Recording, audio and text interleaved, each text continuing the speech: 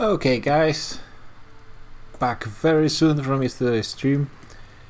I actually kind of got excited about what kind of economy can be built from government control, because to be honest I wasn't really sure if it's not going to be just kind of bad, but looking at this income and how easily I'm carrying all this construction, I'm thinking it might be pretty good actually. So first thing, what was happening? There's a little bit of a secession, that's not really a problem. What I wanted to focus on instantly was to start working on the military side of things and actually get the wars going ASAP. Probably first thing is going to be France, because I think it's going to be an easier target.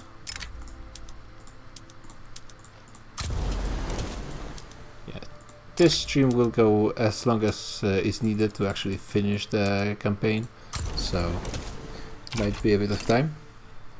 But also it's less than 15 years left at this point, so maybe not that much even. But yeah, basically at first I was thinking maybe I will keep the French army occupied in the Pyrenees and do a naval invading from the north to get Paris, but then I realized I only need like 2 states from them in the Americas, so in reality I can just snipe those two, keep them stay on the defensive in Europe, and it will be pretty much done. Conquer state in Nile. Oh, France is cooking against the Ottomans. I think Russia might join against them. They started to embargo France, but looks like no. Nothing more really is going to happen. That would be actually pretty nice timing, possibly. Oh, they backed down. Ay. Horrible. They gave away their capital.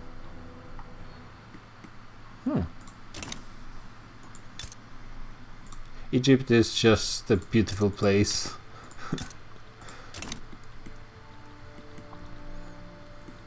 As long as you don't mind some border gore. I did send an army here, they are on the offensive, that's good. 3,000 construction.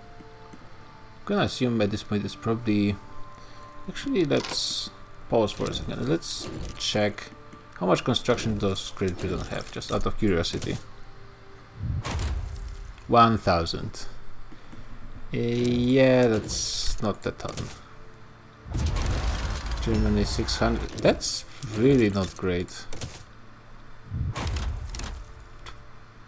300. Okay. That's... I think even AIs usually have more. 800 for United States. I wasn't expecting them to have more than 1,500, let's say. I was definitely expecting to be in the first spot, but not by that much. Damn. I mean, good for me, I guess. Let's see, I need 5 pages of construction just to keep what I already have. And it's going to be fast. Okay, I think I need more glass and steel. Yeah, let's get something going. The huge negative of being central economy is you have to do all construction yourself, and it includes infrastructure and everything else, so... That is actually a small problem. To be honest, but I think it would work out fine.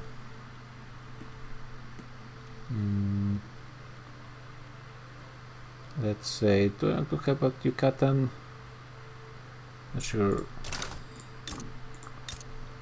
Oh, I didn't incorporate them? Oh, it was one of the rebellions. Yeah, I remember Mayans rebelling at that place. I will have to do the same in here once this is finished. It is a bit annoying. And how much construction penalty is in Yucatan? Not that much. They actually don't have any devastation or rebels from turmoil. So that's good. Let's give them some steel production as a reward. Steel, and also I needed glass, if I recall. Look how many peasants there are. And Bajo Paraguay. How many people are in Bajo Paraguay? Almost 6 million. This is one of my richest provinces. Okay. I mean, that's great, really.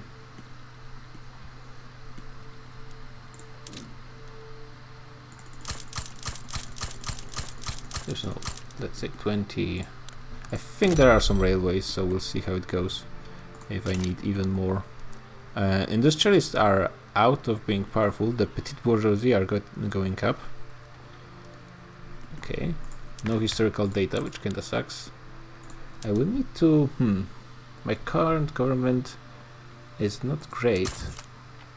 This guy is an industrialist. In an oligarchy, when will my head of state change? Does he have to die? I assume he has to die, most likely. I could maybe change to a single party state and see how it goes. That's not a huge priority. I will have a ton of loyalists from this thing as well.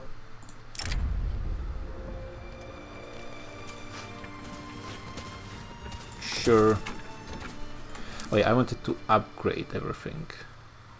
And I cannot upgrade my capital ships. Wait, they are... No, yeah. I cannot upgrade ironclads to dreadnoughts, which is very annoying. Also cannot upgrade monitors to scout cruisers. How big is the queue? It's 33 weeks. Yeah, so I'll be easily able to build everything I need. I will just remove them. At least 150 of those. Am I getting anything more? It's the latest. Oh, there's also battleships. And I could go for them in 21 months. Sure, yeah. I'm not sure if dreadnoughts can upgrade into battleships. Let me actually quickly check this. Victoria 3.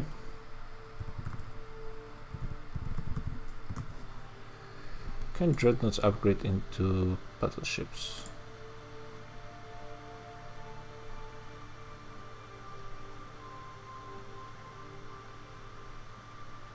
No. Are they really that different?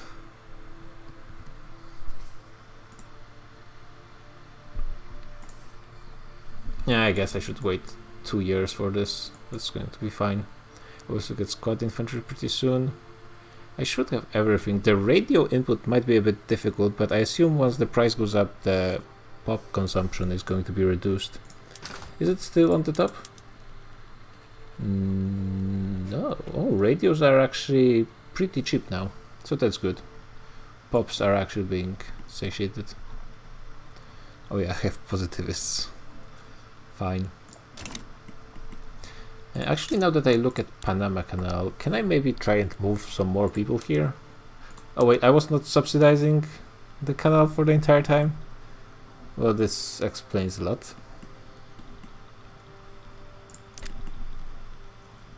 So I guess I really don't have any need to build the fleet currently. Let's combine. This army has no troops. Speed 3, let's see, can go.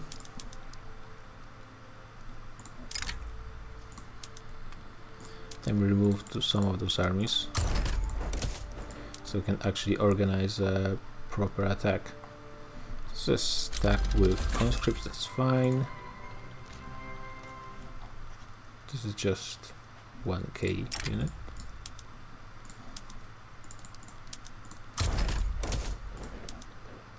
Some line infantry, probably from an annexation or something. This is just 5k. They might actually be useful. It's another annexation army. Okay, this will remove a bit of the clutter from here. Assume I lost a ton of prestige from removing all of those ships, but that's fine.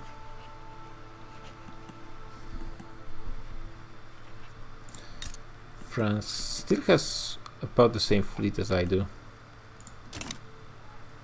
I can wait a bit of time. I still have some infamy to burn down. Yeah, but getting those...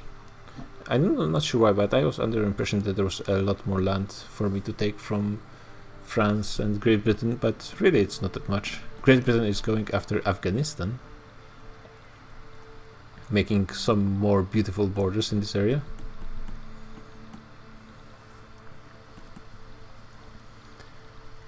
Wait. Oh yeah, I didn't annex neither of those, which is fine. Not really going for the Philippines.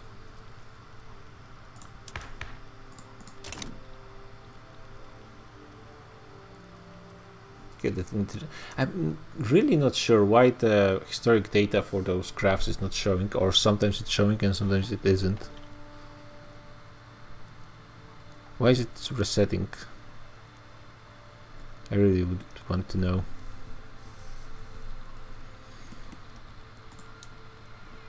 Okay, let's speed it up a little bit.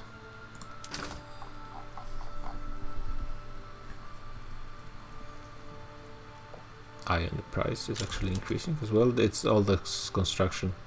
About to be first place in this as well. More companies. Wait. Oh, there's actually... Yeah, I changed from last affair, so this actually doesn't change anything, I guess. Did it remember the company I had last? Or was I over the limit? Is it even possible? So wait, I have the mines, the engines, the oil. Yeah, I guess the last one I took was this oil one. They're all prosperous. Yeah, that's a good economy. That's currently losing a ton of money, but that's hopefully that's just a work in progress. Let's make Portugal like me a bit more, why not? Hi Georgia! Oh, an ethno-nationalist, great! Okay, so now I'm ready to actually fight a war with someone. Yeah, I did another beautiful thing on the current map. There's Prussia and the North German Federation that are actually separate. Though they are in a trade agreement, I guess, so they are actually moving in a good direction. They have to preserve right of assembly, so it's kind of weird. Because I guess protected speech and right of assembly don't seem that different in my eyes. So having them opposing one and being for the other is kind of weird. Oh, I also need to take Gibraltar. How could I forget? That's actually very important. Oh, I have steel from buildings everywhere. I guess I could try and switch into arc welded buildings, but that requires a ton of electricity. I mean, I should be able to do this.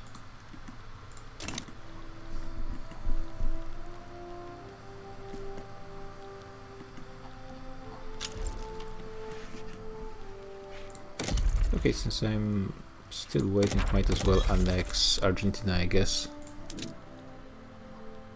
There's some stuff nobody should care really. Of course they refuse, but that's what AIs always do. Doesn't really matter that they really don't stand a chance. That's interesting. Is there...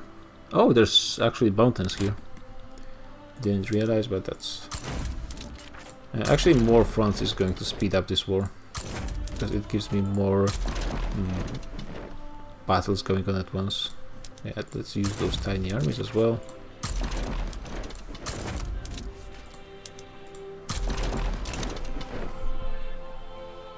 Yeah, and that's the weird thing about army movements. They can just cross your territory like it's no problem. Do they even have like a port here? Oh, they do have a port here. They didn't get a port here, but sure. It is possible that this state is uncolonizable because there are places like this in game. There was, I think they fixed it recently, but there was like a place in Bougainville, if I recall. Let's remove this just so I can get rid of this pop-up. Okay, there's still some problems with market access and a lot of problems with people living below minimum expected standard of living.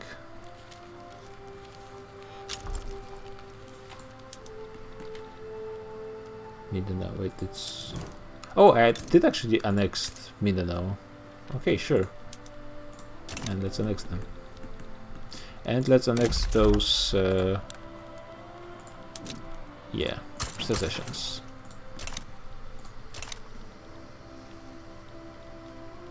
I'm almost full on money. Oh my god. How much construction can I have? Unemployed, where's the most unemployed? In Valencia. Okay, you're full.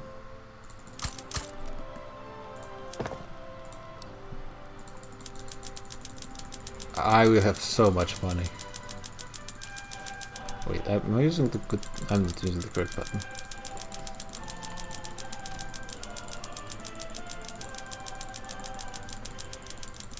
I have, like, actually infinite money.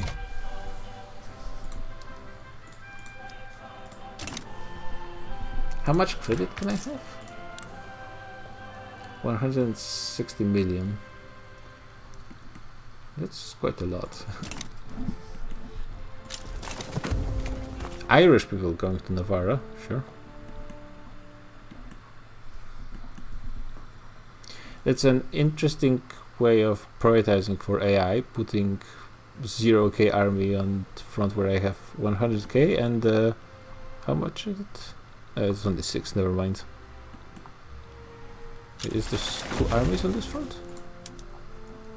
Yes. Oh, because those 2 fronts combined at some point. Mexicans are moving in from the United States. Okay, and now I'm not even using all of my construction. There will be a lot of construction micro this... what? Shipyards? Who's buying that? Hopefully not me. It does seem like it's me. Oh, I think I built some new ports, and I guess they're not using that. Yeah, switch to ports. Coal power plants. NCOs. Oh, that was fine. That is fine. Okay, it didn't reduce my organization. That's good. Just it's basically mopping up. I think it's the last vassal in Americas I have. Yeah. I think I have only Philippines now. Yeah, and technically speaking, Argentina. What is my relation with Great Britain? I might have to start working on reducing that. Yeah, probably I need to start working on that. Let's break the alliance.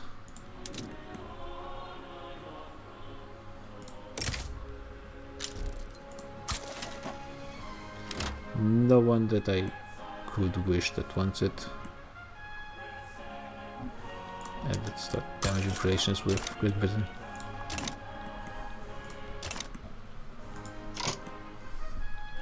Oh my god, I have so much money. So much money and so many people as well. Just put all mobilization options, because why not? Why am I doing this stuff during the war? Who knows? Are you guys attacking? You should be. And you are winning.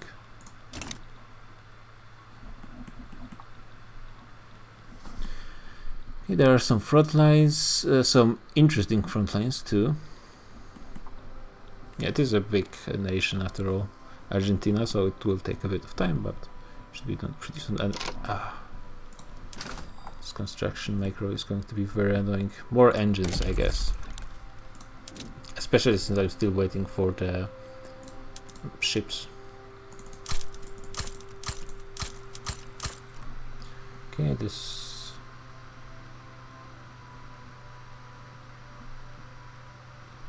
I guess here, why not?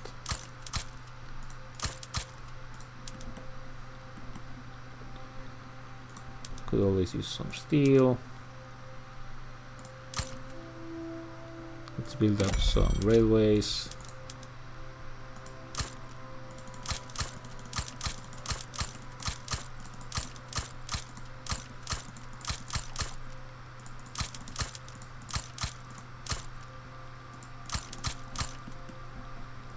Okay, and let's take a quick look at electricity.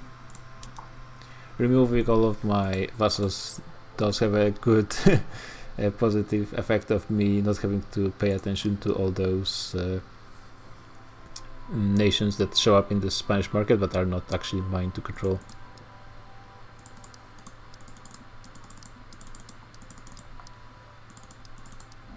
Maybe I should look into automating some of this stuff.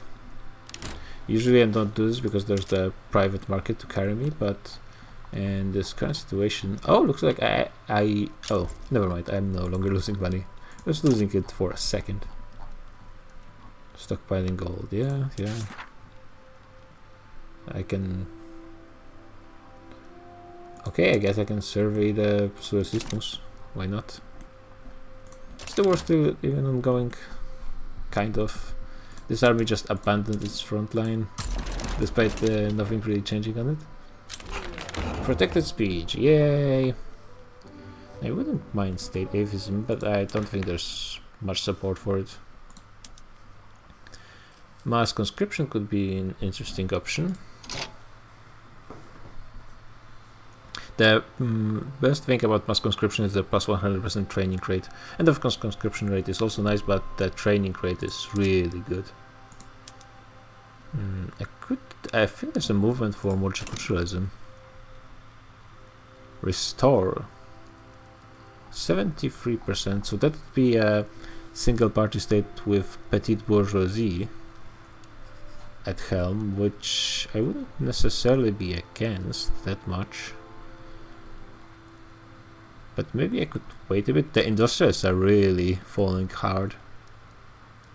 And it's interesting, it says restore, so it has a bit of a different way of handling it. And I was forced out of single party state because the one party that was existent actually was kicked out of the government because those people were not happy.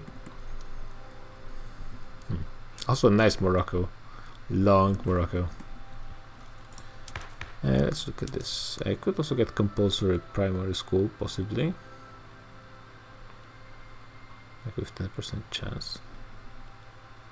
Projected bureaucratic... Oh, looks like I have plus 10% to everything? Let's take a look. Actually interested... No, I wouldn't get more money from graduated taxation. I assumed so, but I was just curious. Could maybe think about getting women's suffrage. Oh, but I actually cannot. I could do it with a single party state.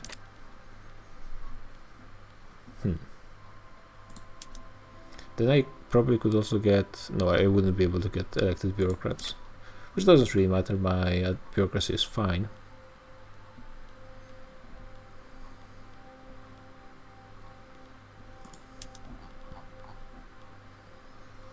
I guess I don't really want to piss off industrialists yet again. Though it would be an easy W. Yeah, I'll wait for a bit. Okay, this war is over. This annexation really is not costing me much infamy.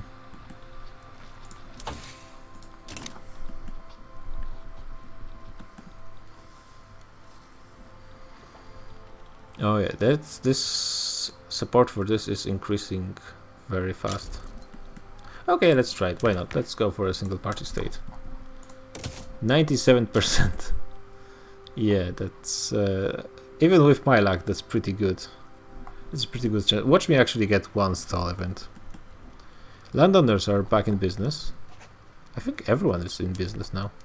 Yeah. It's because the industrialists are losing power, so they are sharing some of it to every other interest group.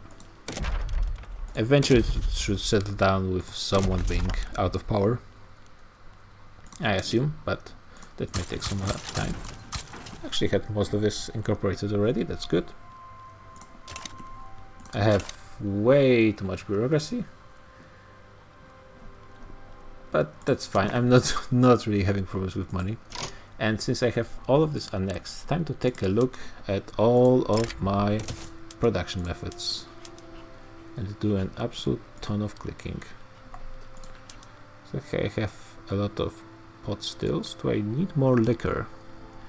I will actually, let's do this first. Yeah, I guess I could use some more liquor. Field hospitals are, I think, are way better, right? Yeah. So let's switch to this.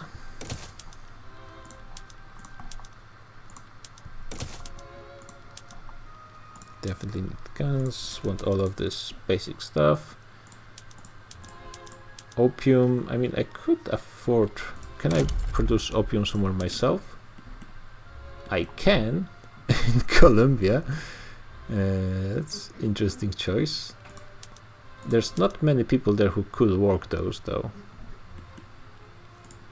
So I assume I would have to import it, so probably for the best not to go for it.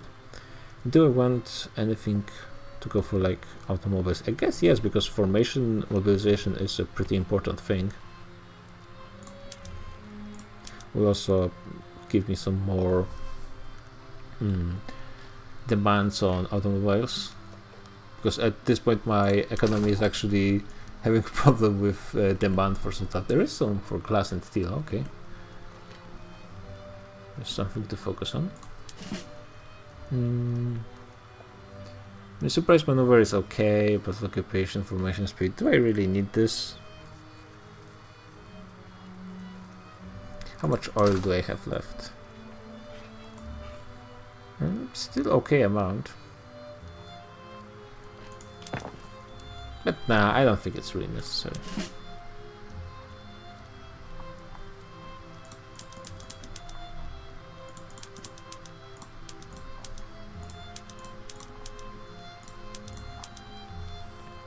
Okay. So let's tick for some time. Actually, just let me start switching those production methods. Hit my C button. See how much more liquor I need. Well, a good amount more.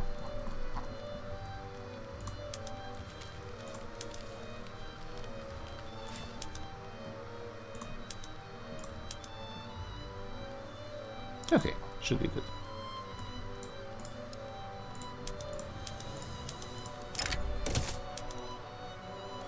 I definitely don't want... I mean, I could actually afford elastics. I have so much rubber.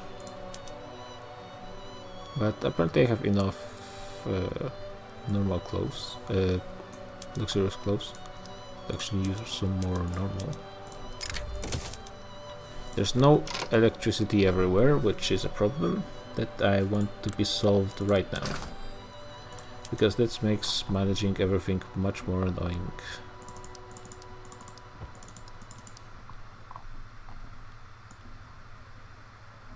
Good, and with this there will be everywhere except for Mindanao, which... Why?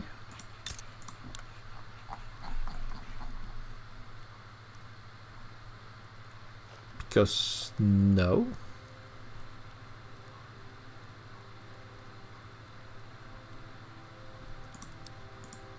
What? What? Ooh.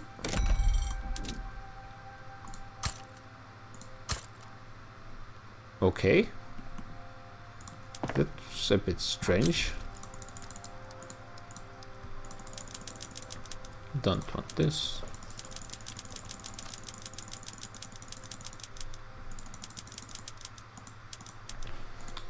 Probably doesn't really change much in the order of things. And I still have over 500,000 income. Yeah, this government control thing is actually pretty nice. Let me just get this battleship tech so I can just spam out. And I probably should go for more military techs just all over.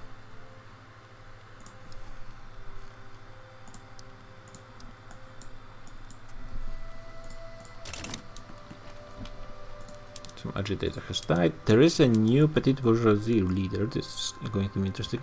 And this is a corporatist. Which means what? Oh, and they don't like single party state anymore, I think. No, they still support it. So why are you pissed off? Oh, because of the protected, you no longer like protected speech? I think you did like it before.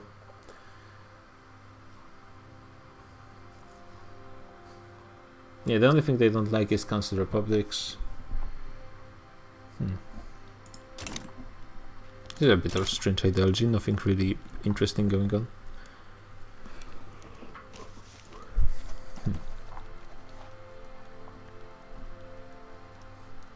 Wait, what was the last event here?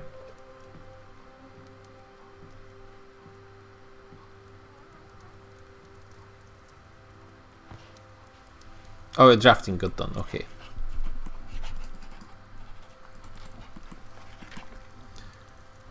$2 million income. And my economy is going down somehow.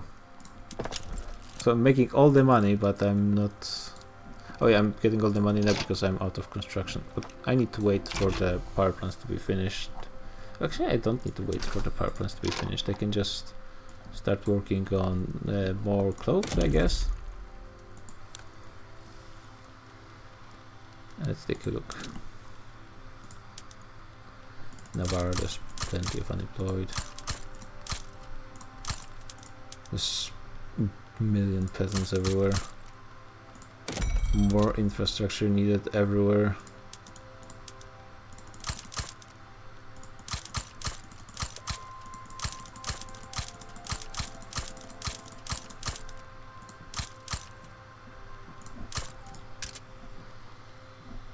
Unacceptable government, okay. It's actually not that unacceptable.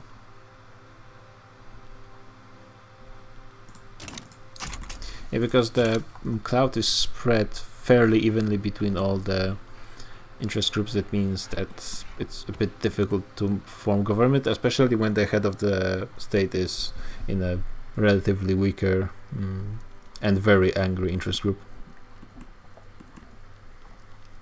Maybe I will be able to change it with a single party state. It will certainly change the head of state, which would be nice.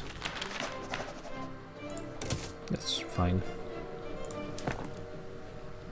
I don't think I am using all my construction. Okay, that's good.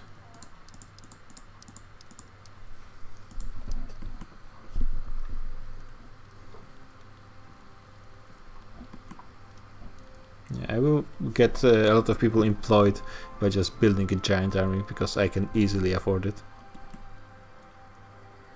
Clearly.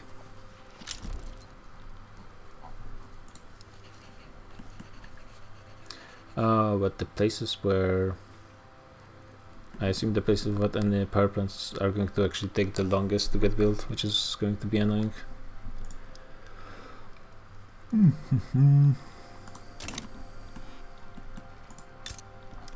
Right, yeah, 46 weeks because of the turmoil. There's no reduction of this penalty yet because the annexation is ongoing.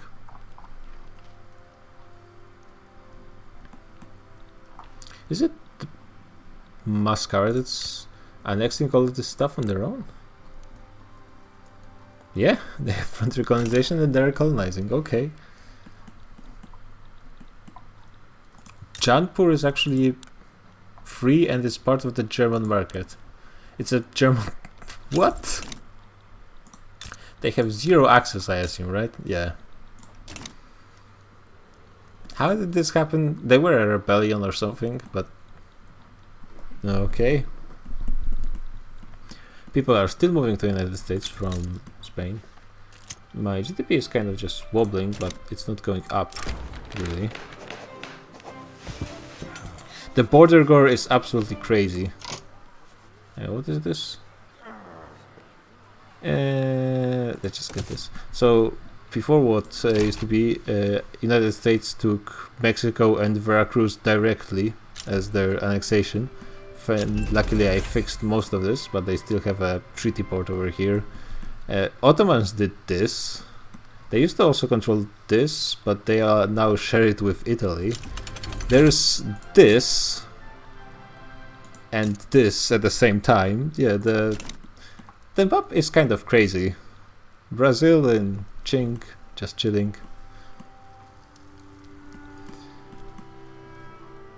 There are some weird things, but overall in the second half of the game, yeah, I have been really passive. Not that much stuff happening. And I'm out of my constructions. I don't think I'm finished with all the power plants, no. I guess I could just finish some of those resources, things that I will definitely be needing, like those. I can build some gold mines, that's definitely priority. And let's just build all rubber because I clearly can. Probably most of it is not going to be used, but fine. Coal. What was the most peasants? Yeah, I guess let's just give you some. And managing infrastructure is going to be annoying. With so much construction. Can I maybe... Let's look how what does the automation auto expand? How does that work? Occupancy, transportation, market access is less than 100. Okay, so that would work. So I guess I should get auto expansion pretty much everywhere. The transportation is greater than 50%. It's probably not ideal, but yeah, I think I should just get auto expand on railway everywhere. Let's just continue clicking those goddamn buttons.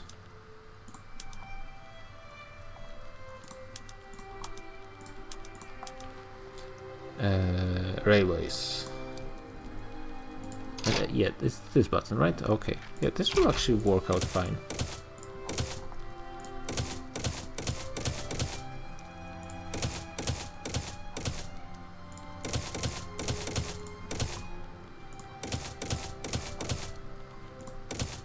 I might be using even more of this just to be able to manage the absolute humongous amount of construction I have.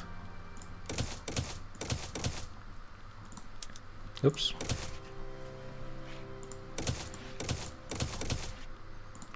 More clicking.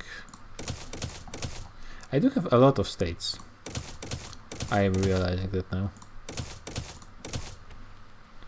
This 0 is kind of worrying, but yeah, they are at least working, so 0 productivity is not too much of an issue. That means that transportation is super cheap, which I guess is fine. Just paying for everything on the boat. It's making me richer and poorer at the same time, because I control all sides of the economy equation. I guess I should do... Well, there's probably a button to do it on every building and I just missed it, right?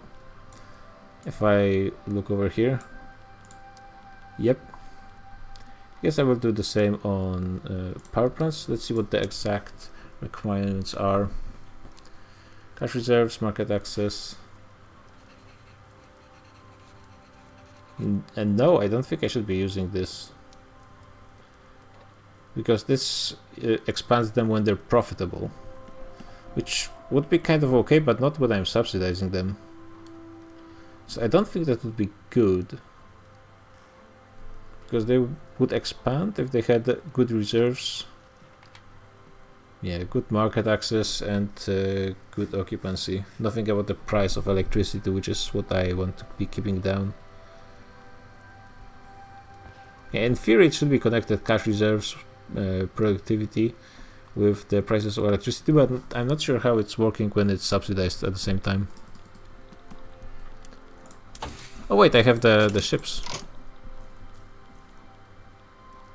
So let's get this going, because the ships are going to be recruiting themselves for quite a while. So I need 150 ships. So that's 60... 90? Right. 100. I will need more university as well.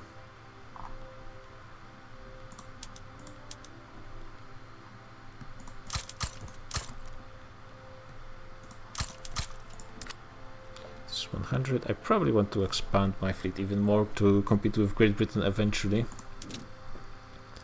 So let's get 4 here, so we'll have 220,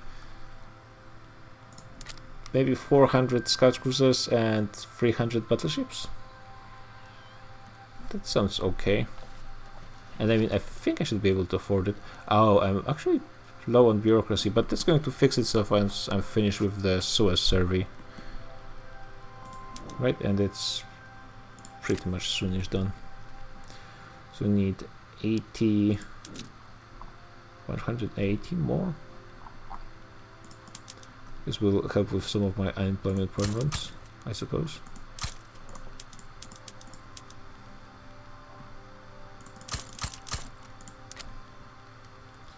$84, so that's 300, 100 more.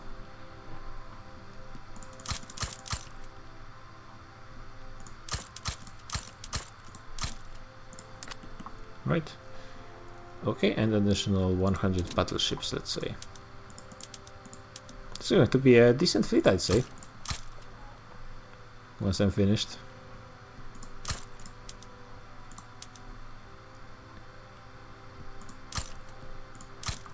How many more? 50 more.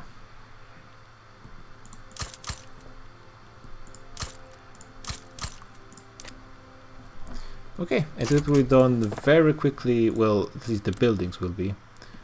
The oh my construction, 24 pages of construction done in 14 weeks. Yeah, that's not too bad, I have to say.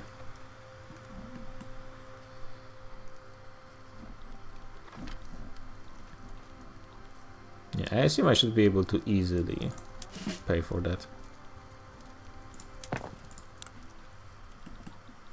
I'm almost done with construction of the power plant, so I can make sure the construction methods are on the correct thing. I'm also curious, is it actually managing the railways? Yeah, look at that, it is, so that's good. At least that's one thing that I don't have to manage as much.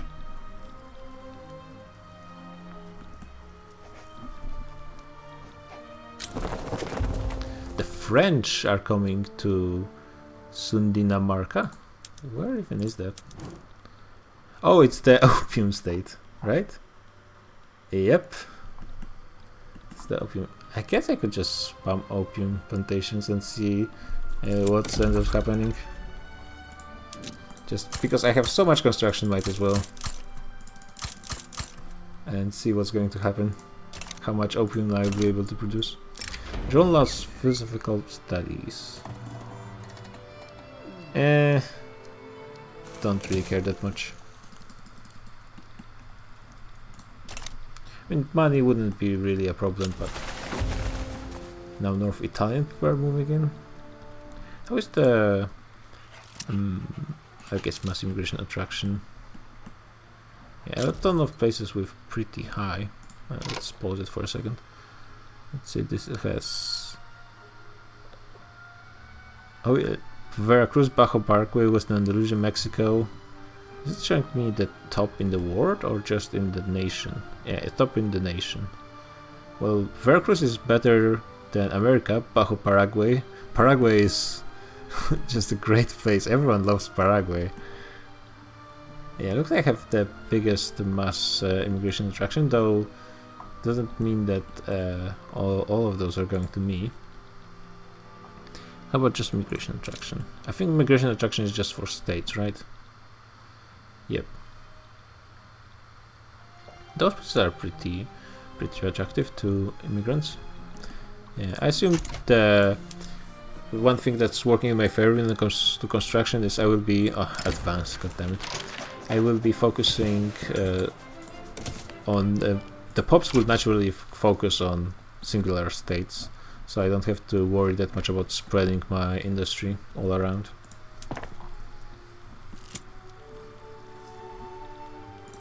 Hell on earth. I got this event like 10 times in this campaign already. The universities. What's the button? Shift click is for 5. Not sure if I will be able to get 5 in all of those places, but just to make it quicker for me.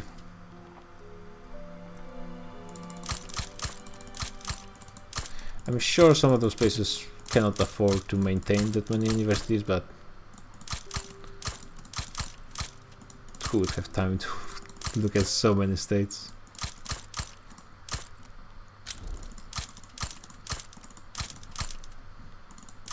I think I need a qualification boost, especially since some of the newest states I'm integrating don't have as much literacy as my core states.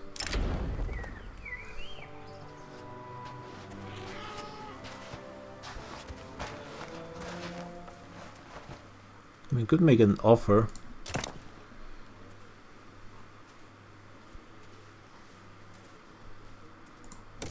Yeah, but I just did it to remove the journal decision, but I think it just gives me another one, so it's not really solving my problem.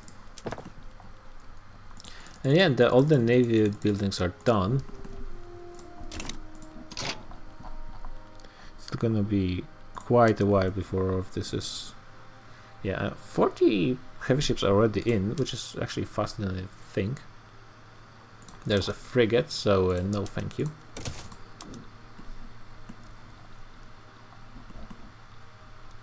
Okay, so let's get planning on the war versus France. I will definitely need those guys in here, and they are here. Those guys in here, please, as well, because there's... Oh, I need to upgrade all my infantry everywhere. That's probably the first thing to do.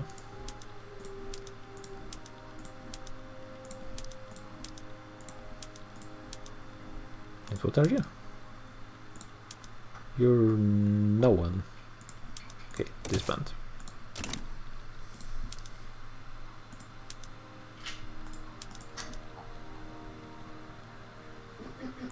Are you guys upgrading or not?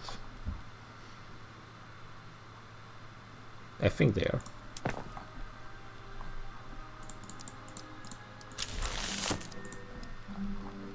Oh, I've actually got Panama Canal. Yeah, it looks like not subsidizing it for the last, what, 50 years was a bit of a mistake, but yeah, eventually I managed to fix it. It doesn't really change much. I guess some prestige more isn't always nice. I have pretty huge gold reserves, considering my max is half of what I currently have. That's not too bad. Honestly, war might be good for my economy. Just give me something to produce. So let's look. What France has 2 states pretty much. I want from them in this area. Yeah, I'm not really interested in Africa, so let's let them do their thing there. So we'll need 2 armies in here to make the naval invasions. This army will be defending naval invasions in Spain. Now, yeah, this should be fine because those groups will be free to defend Americas pretty quickly.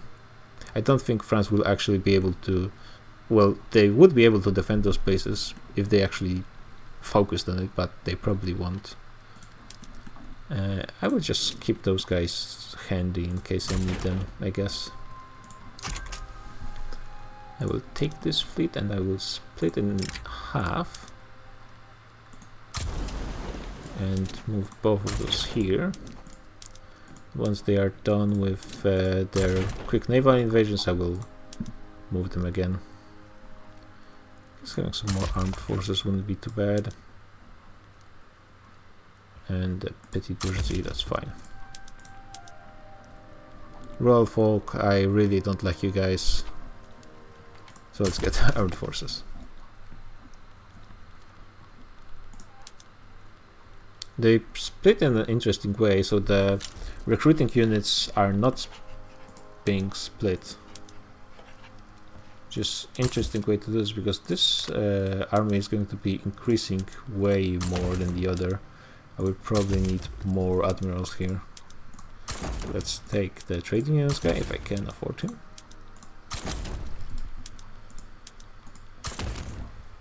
There's a Russia religious revolt, which is actually not too small. What are they thinking about? The state religion versus something. I'm not sure what is their rebellion about. It looks like the revolt is going to lose, but there's going to be quite a few people dead. Eastern Europe is going to be busy with itself. Hey, someone came with a raid, which is... Oh, apparently regulatory bodies is an issue, right? Is this what you're talking about, Marius? I'm not sure who Generalist Gaming is, but thanks for the raid. I'm finishing my Reconquista, just going to fight Great Britain and France, and then I think time to recover the old parts of the Mexican Empire. I have one war with United States already. There's been like 10 million casualties because they went really deep on Mexico. They took Mexico and Veracruz. But yeah, round 2 should be pretty easy because United States, all things considered, are not having a great game. I'm also doing command economy right now, and I have so much money I'm unable to spend it. I have almost 4,000 construction, and I'm not sure if getting more is really a solution. And I guess I should plan on getting something. Steel and glass clearly is always in demand. So religious, it's all about the regulatory bodies. Okay. Where can you see it actually?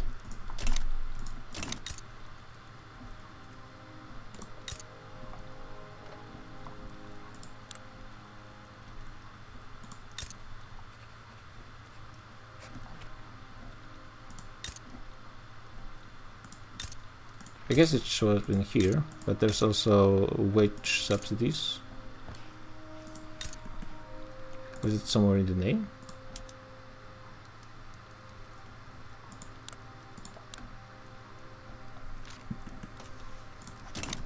Well, I'm not sure. The Schleswig has been revolting like 3 times already. The communists, well, they're capitalists now. Okay. Oh yeah, so you just check what's the different law between the revolution and the primary state. Yeah, I'm also interested in playing something in South America because I'm wondering, usually when there's United States being played, or even when it's AI versus AI, all the immigrants go to United States, so there's just no contest between the South and the North. But I wonder if a player in charge could give way more immigration to South America and actually compete with them when it comes to population. Okay, so that's good to know that it's actually possible, especially with the recent changes in the how all things work with immigration. I think my armies are ready, more or less, right? I'm not sure if France even has the newest type of infantry. No, I mean, they should, doesn't mean they do. You guys could use another general, I suppose. Yeah, let's just get this going. One thing I should probably check is, do they have any allies? Benin and Italy. And Italy has 200 battalions, not too bad, but I mean, I probably don't have the biggest army, but I could just recruit so many troops very quickly, even not counting my mobilization, so I think I will be good. And if I need only 2 states, it should be pretty quick to just get those occupations and then get it over with. Yeah, 31 million, that's significant. You can do a lot with this. Like even AI Belgium gets almost to the top. Yeah, 40 million in one state, and they have 18 million in total.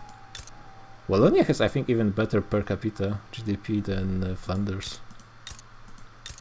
70 million, which is more probably someone. They are in top 10. They have almost the same GDP as Italy.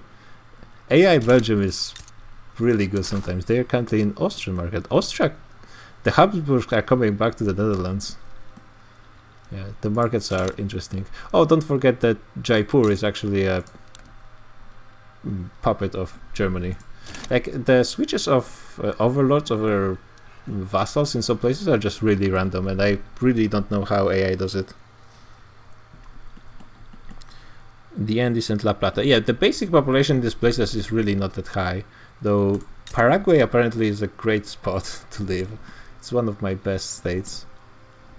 Uruguay is not too bad, but Paraguay is where is that. I'm not sure how much is my investment in this place and how much of it is just basically a good start. La Paz, I suppose, yeah. La Paz is actually... They are catching up. They didn't used to be so rich in the past. That's interesting. Okay, let's get this war started. It might be return state, no. So I definitely want Guyana and then go for this. So we have Belgium and Italy, possibly Benin. Yeah, that should be doable. If Belgium chose, I could also take Mosquito Kingdom, so that would be good.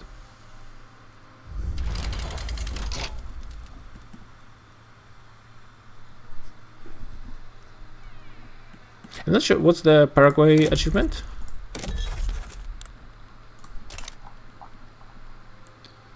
So many wars. It's West Indies, right? I think. Yeah. Let's add it to primary. And I don't really think I want anything more from them. Let's mobilize everyone.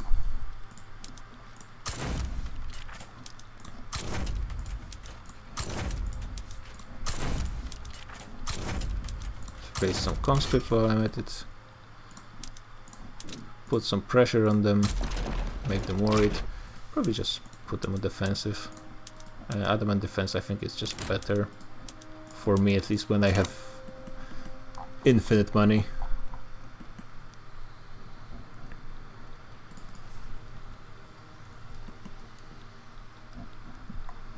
Yeah, the putting all infrastructure on automation is pretty good, but I took a look and I don't think putting electricity on automation is a good idea, because it doesn't really take into account the actual price of electricity, and when you're subsidizing everything, I'm not sure if it's good, though currently electricity prices are pretty good. A Paraguay achievement is completing the modernized Paraguay and the New World immigration journals. Oh yeah, the DLC journals in South America.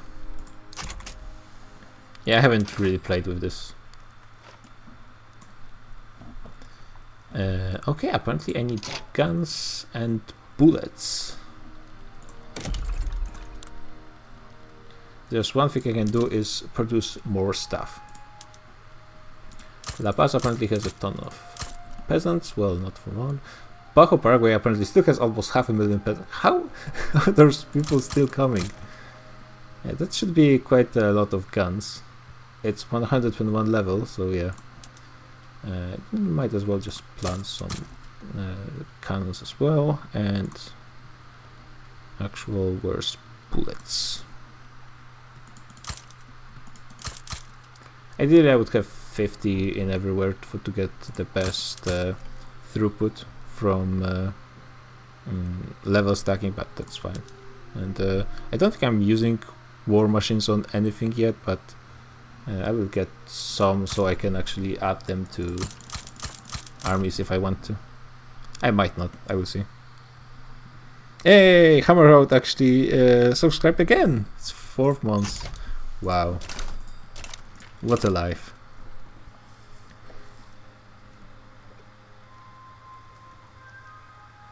Yeah, I've in my war against the United States, it was like in the end of 19th century, I've been kind of worried because I almost bankrupted myself, but United States actually bankrupted first. There's been like 10 million casualties in the end. AIs will fight you till actual bankruptcy, which is pretty nice, but they also will probably bankrupt themselves first. Let's raise those conscripts because those numbers are starting to worry me, but I'm expecting... And do they have... Let's check their troop. Okay, that's Senegal. Yeah, they have trench infantry and shrapnel artillery, which is a bit surprising. I wonder if that's in all... Okay. And Italy has skirmish infantry. No, that's just not upgraded. Okay, okay. And I think I will be able to defend myself just fine here. Top 3, yeah. Oh, the top. That's well said. Well-known top 1 Victoria free streamer. What's with this? It's very slow, despite being at 96 success percentage at one point.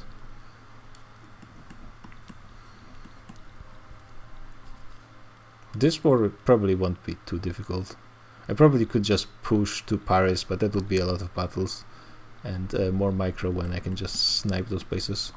Belgium looks like Belgium is not going to be joining the party, which is a bit unfortunate because that would help me save me one more war to clean up my borders.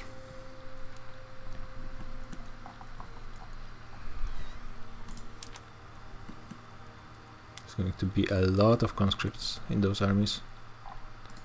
Let's actually have those guys join. I'm not sure if AI will be willing to do actual naval invasions when they have an active front with huge amount of troops on it. So just keeping this 55 in reserve should be enough. And if they are actually pushing, I can always just massively spam more buildings.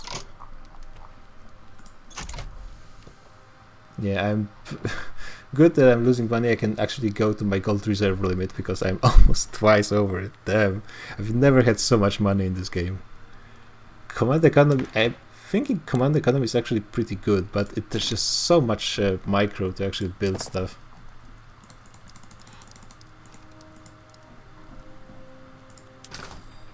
I need more, yeah, and because the army is using so many supplies, I'm actually having demand in my units, which is good. I guess I can build some livestock ranches somewhere.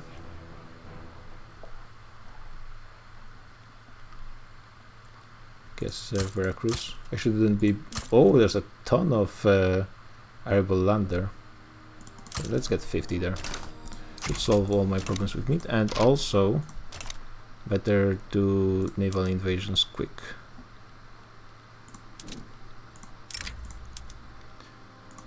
So 11th in drill.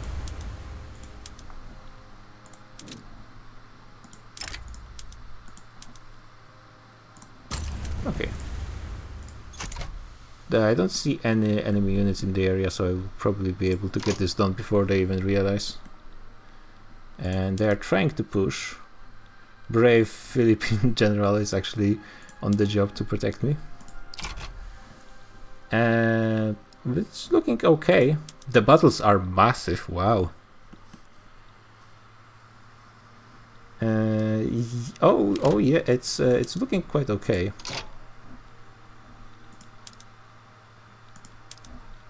All 3 battles are looking fine. This one, we'll see. The KD ratio is good, but the starting battles might not be enough. Probably after this one battle, their numbers... Yeah, did they lose just half their numbers in this one fight?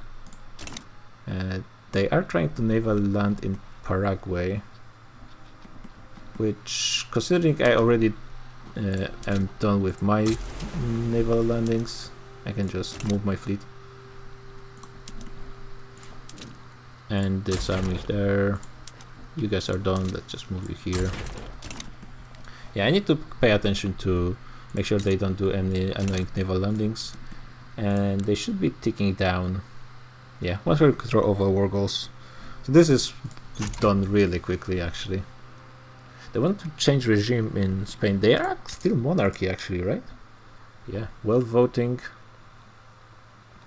France didn't do that much with their laws, but neither did Great Britain. That's one of my problems. I feel like, oh, this war is actually still ongoing. And yeah, the revolt seems to be even pushing a little bit. Sometimes AIs, when they support another side in a war, they're even doing naval landings in Germany. The AIs are not really sending that many troops to help, so maybe that's what's happening here.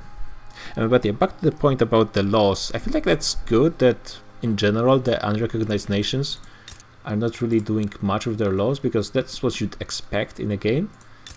But it's like none of them are doing anything.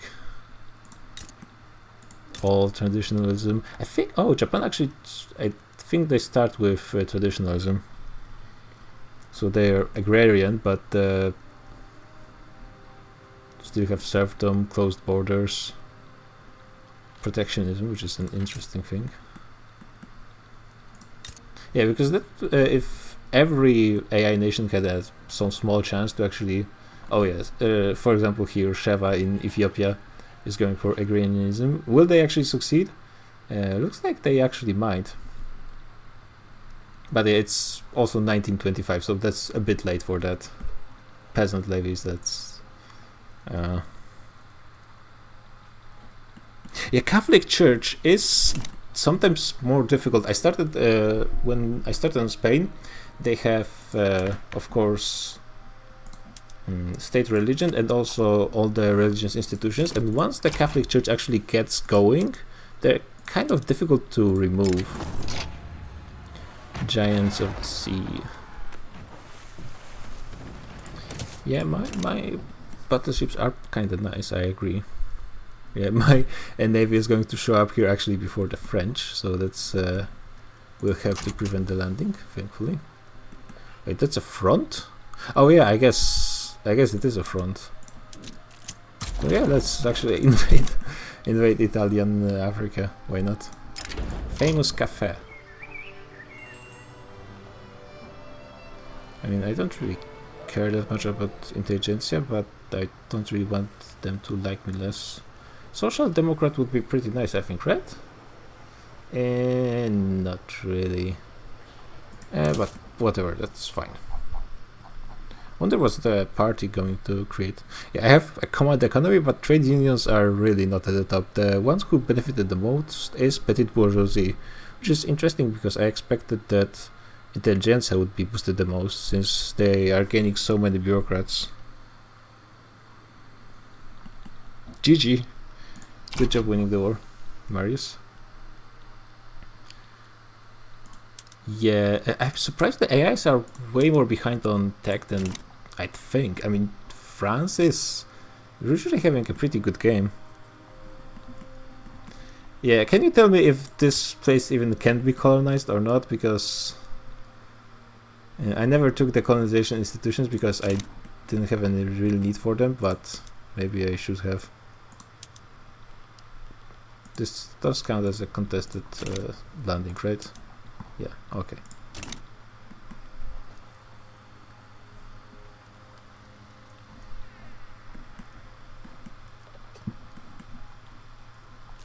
Yeah, I could be pushing. They lost like half the numbers here.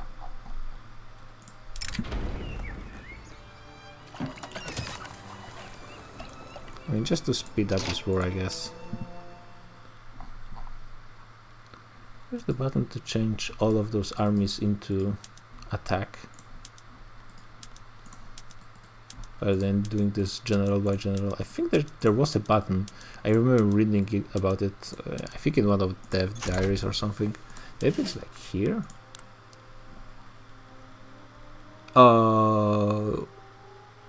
Wait, that's just all generals.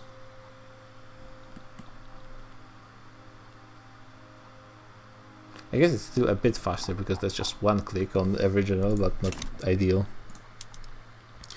And yeah, we're pushing still with more than 2 to 1 KD ratio, so that's pretty nice. Here it's almost more than 3 to 1. just to put a bit more pressure on them to finish this war faster. And it looks like, yeah, with France being really a pushover, turns out, the next target is going to be the only nation that has a bigger GDP than I do. And they're actually, wow, they're over 500 million. Yeah, Great Britain sometimes has great games, and in my experience it totally depends on one thing, which is whether they actually, when they are annexing their vassals, whether they annex them directly to themselves, or whether they actually share those. So all those regions in Asia is where their GDP really is, well, where their population is coming from. A lot of those people migrated to actual England, so I mean that's not bad provinces, to be fair, but Punjab, for example, the 10 million, it starts with like 12 or 13, but so many people migrated out that, yeah, it did change some things over time. Oh, they actually are stopping me in some places, but that's good. I don't have to be like actually gaining occupation. If I'm killing more than I'm losing, if I'm just basically killing any of them, it's increasing their war exhaustion, which is speeding up the war. Let's look at market. I need more hardwood, which is interesting. I think in the end I never went over the production methods as well. Might as well wait until I get my provinces from this war. Wood. Where's the logging camps? More hardwood. Guess maybe I need more wood in general, huh?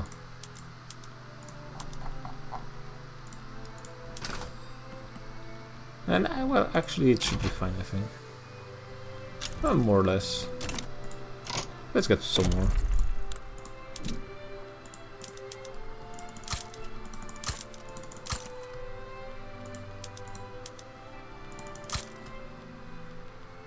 This is a good place to work anyways.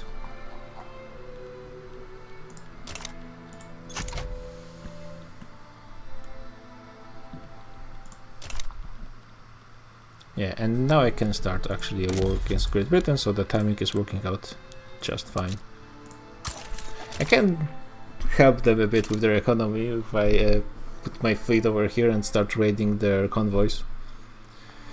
Should work pretty well in reducing their GDP. Yeah, so despite I'm not growing as fast as I would expect with so much construction. Also, it doesn't help that I'm no longer building as much as I should be, because I just have so many clicks to do. What do I need? What does my economy need? Silk, I guess.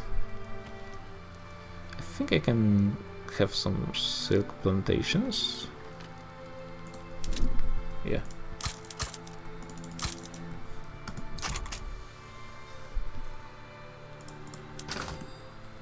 Steel and glass, as always.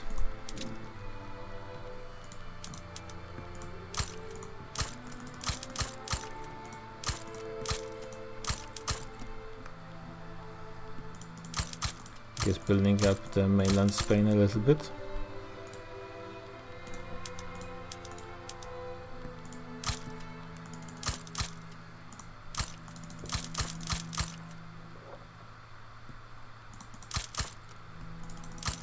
Yeah, I haven't been building stuff in Cuba for a while. Let's get some glass works there. Probably need some lead mines as well. There's places where I can get them actually.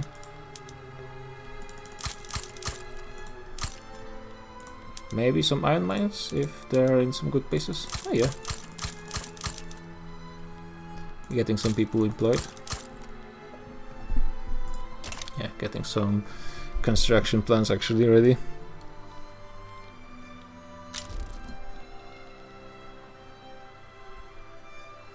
Yeah, I guess, yeah, I am pushing it just at this point of the game, and I still don't have chemical warfare. I did get fire throwers, I guess. Well, at this point there's no point in adding them to mobilization. Might as well let this war finish. Actually, maybe you guys want to peace out? Oh yeah, you want. great. Thanks. Bolivar pipeline. I'm not sure what does it change with the government expenses, sometimes being higher and sometimes lower with this event. Once I got 3,000, which actually becomes a bit annoying. Okay, so this is done. I'm not even going to be able to core it, but that's fine. Yeah, it's time to get the production methods done. Get the C button ready. I'm going to do this on pause so I can actually get it all done, make sure the additional goods are covered.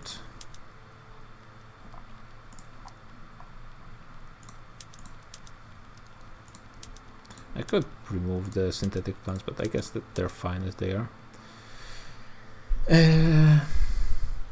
Now here's the question, do I want the oil usage from this? I mean, I don't have electric engines in most places, to be honest, already. How am I doing on engines?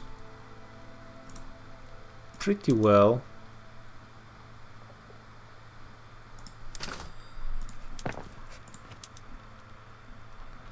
And cars? Cars probably are fine. Yeah.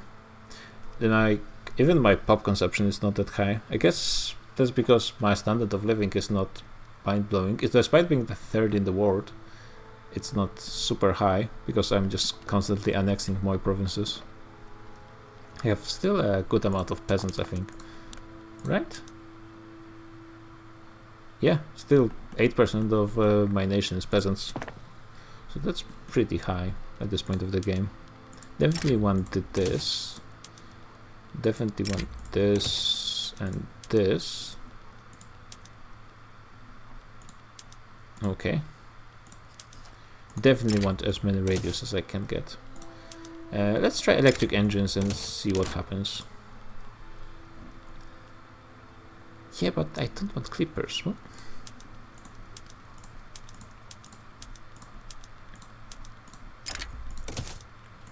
Apparently there are still places without electricity, which is annoying. State run. Yeah, free churches are better. Oh no, all the plantations, god damn it. There should be some button to, like, if there's one place that has a different kind of production method, to switch it so it fits with everything else. Oh, the French probably don't have the electricity in their places. So annoying. Probably I can go for mines to have the diesel pumps. I think I can afford the oil for those.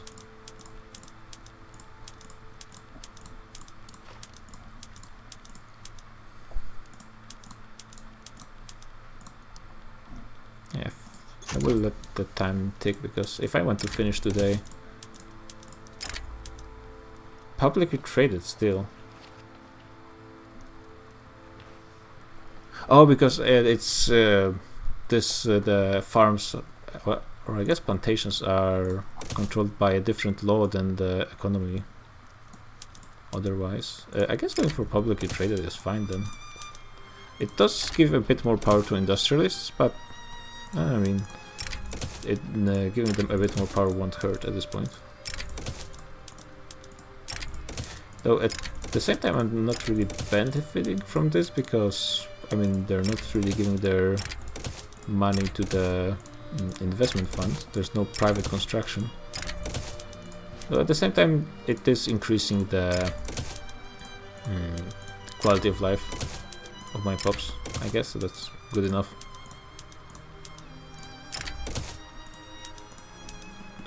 Okay, so now take a look at places that are... What? Oh, pops. Yeah, they will have to live with it. Look at electricity. Yeah, this will actually be pretty easy to fix.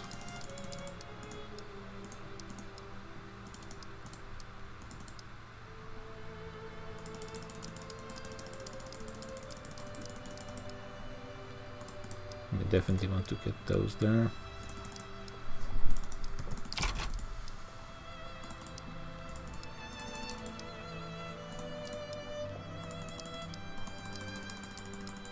Paraguay using 6,000 units of electricity. I guess I need 33 additional levels there.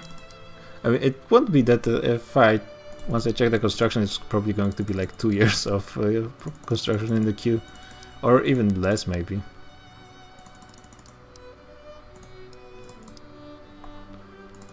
My construction speed is absolutely disgusting, and the only reason I'm not increasing it, actually, if it's over a year, I probably should increase my construction rate, because I already have way more money than I can save up even. Yeah, 51 weeks. Yeah, I guess I just get more construction. Though I could also, if I look here, I could go for wait. It's in production, I think. Yeah, arc welding, I guess. And use more electricity this way. This will be costing me more. Yeah, I guess. Looks like when it comes to military, I'm way better than I thought, so. And my fleets probably are, yeah, way bigger than they used to be. I assume now I'm in #1 spot when it comes to fleets. And it's still going to be increasing.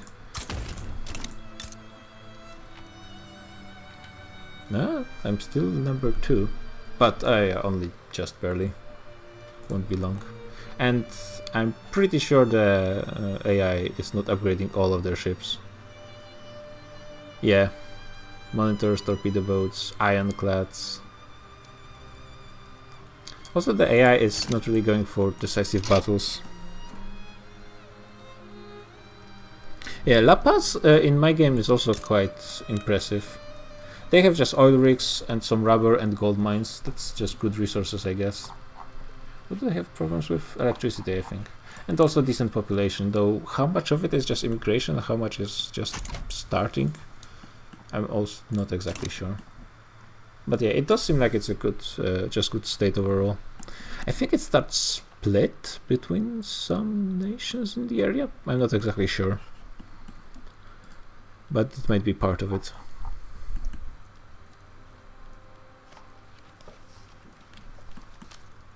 It feels like this law took a ton to change, but at the same time, I haven't been playing that fast. Stats over 1 million. Oh, damn. That's a lot of growth. So yeah, I guess if it's... let's look at the... Wait, what happened? I didn't look at the announcement. If I didn't notice, it must have been not that important. Actually, people are migrating out of this place. Wait, 90 is low? Yeah, I guess 90 is low when compared to 140. Okay, let's look at Great Britain and their alliances. So, Germany and Russia. That's unfortunate. Basically, there are two ways to approach fighting Great Britain. Either I snipe all the provinces I want to take from them, which is definitely possible. AI is probably not going to be able to efficiently defend themselves there. Except maybe Gibraltar. They could stack a ton of units in some places. Not all, but definitely some. Or I could just land in home countries and occupy this, which would force the end of the war. Because yeah, I'm at this point where I actually can just fight their army, their navy one-on-one and comfortably win, I'm pretty sure. Yeah, I'm surprised my GDP is not really increasing that much. Maybe I should try to... Well, I don't have that many convoys at the same time. Maybe I should just build more convoys, so I can sell stuff to other nations and maybe just be able to produce more stuff so my GDP increases. So make sure there's at least one port in every state that can have a port. I mean, I can afford as many ports as I want. Let's be build even more. It's good employment for peasants as well, though it's not increasing GDP.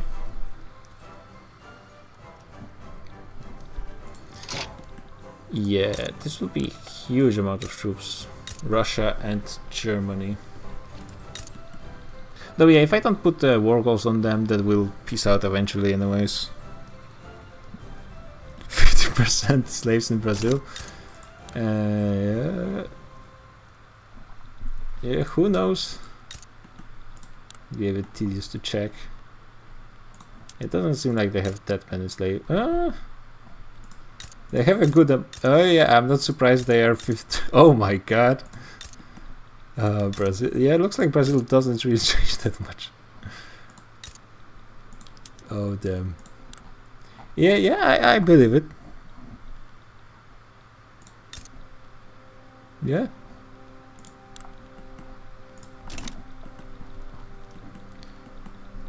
Let's maybe make sure my armies are in the decent spots. Oh, my general admiral died.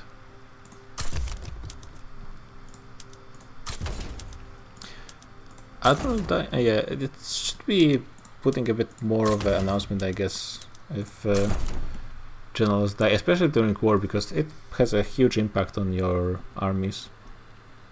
And the game does tell you, but it's not the most obvious. Yeah, definitely want fire throwers. Do I want airplanes? I mean, it doesn't really change that much, to be honest. So yeah, I just keep it out. I guess it does speed up your armies a bit, but do you really need speeding up that much? Yeah, let's try going against the UK. Worst case scenario, I should be able to just drag the war one way or the other and get it to win.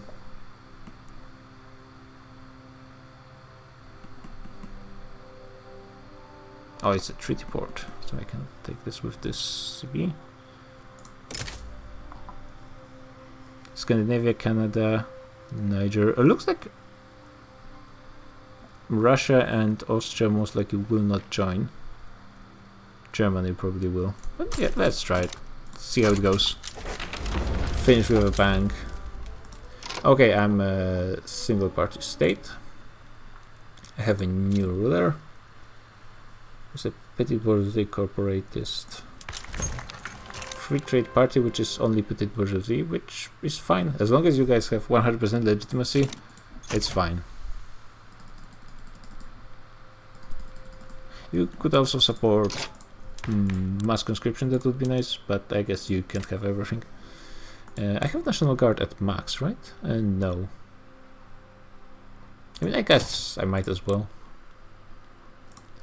Do you guys support something that I would like to have? 70% support for Council Republics.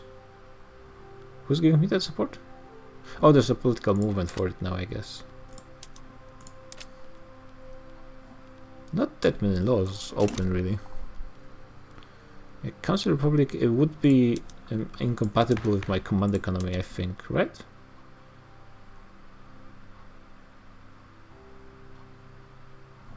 Yeah, because it allows corporate ownership, which is different. Oregon is free with cooperative ownership. Beautiful. Yeah, in this game, United States really didn't go for it. I guess they didn't go for the event. Oh, I changed my color into a better one, I believe.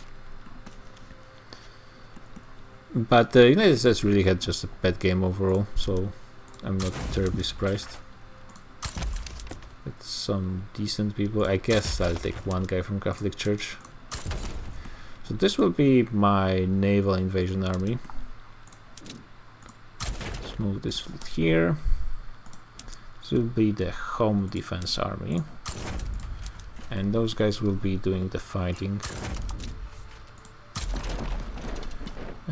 Actually, you guys will finish Gibraltar first, if you don't mind.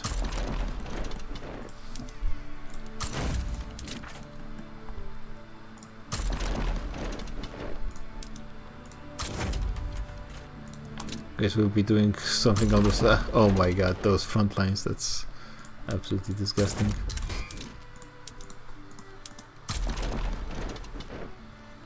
There are 2 Oregons. Yeah, okay, it's not against me. You guys can do whatever you want then. And where do I just raid them? I guess raiding them here is fine. We'll try to go for the snipe strategy and see how it goes.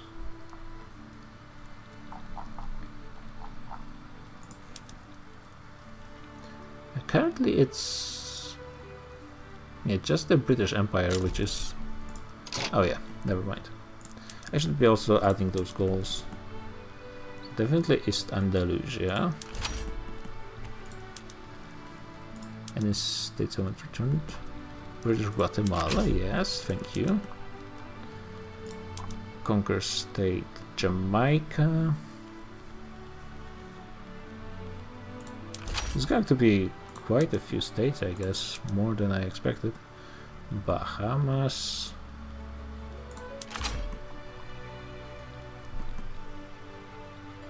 And that's West Indies, I think, right?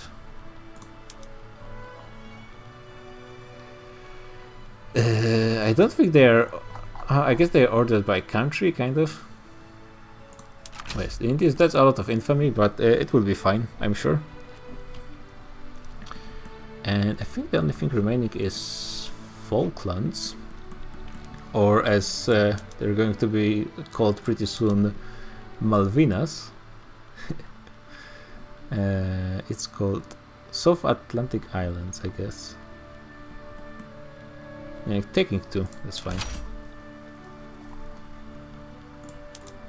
Let's add at least most of them to the primary. Yeah, I have a ton of diplomatic maneuvers.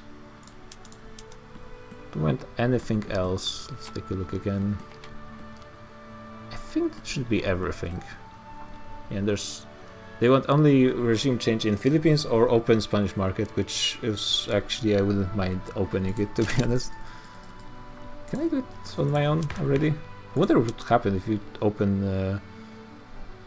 if you get an open market CB and you open it on your own. Is it just doesn't have an effect, or I can get them more momentum? I guess I would want to reduce their momentum and make them weaker over time. Oh yeah, Great Britain is going all in on here, though. Yeah, I mean, they do have squad infantry, though currently their numbers are not looking great. They are increasing them, annoyingly. Maybe I'll have to go for the strategy with more focus on sniping, which would be the more annoying type. Let's move this fleet over here. No, Uruguay, actually.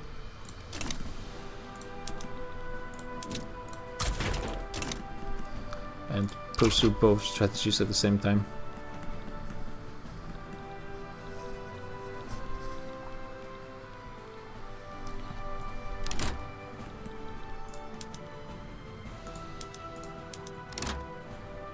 Brazil HQ? Oh yeah, I guess it is Brazil HQ. There's no surprises here in the supporting side. They are putting a ton of troops in this area here. Yeah, I guess I'll switch my guys to defense for a bit. Let them bleed out. I did take the flamethrowers, but I don't have chemical warfare yet, and probably would want that as the next thing. And I will be getting stormtroopers on its own. That's perfect, actually.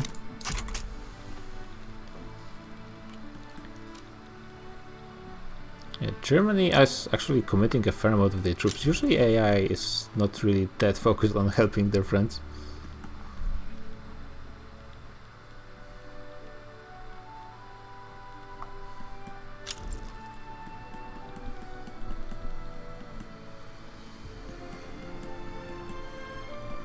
Yeah, we'll see how much additional clicking I will have to do, because I'm thinking that it's pretty much guaranteed I'm going to win. The question is how much will I have to work to get it done.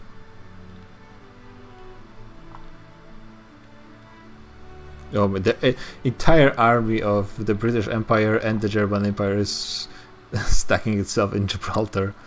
At this point, there's almost 1 million people living on the literal rock. I mean, fine if you guys want to hang out there. There's it's all West Indies fronts, right? And Guyana front, that the one that I care less about. That's fine.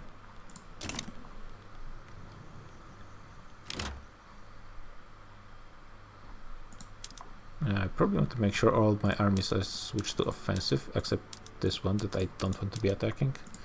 Yeah, it should be fine. Let's just get it started. Spitting fire. I guess more kill rate is fine. Yeah, let's lower the numbers a little bit. 500,000 versus 200,000. Yeah, they might take it, but that's just because they have such a huge numbers advantage.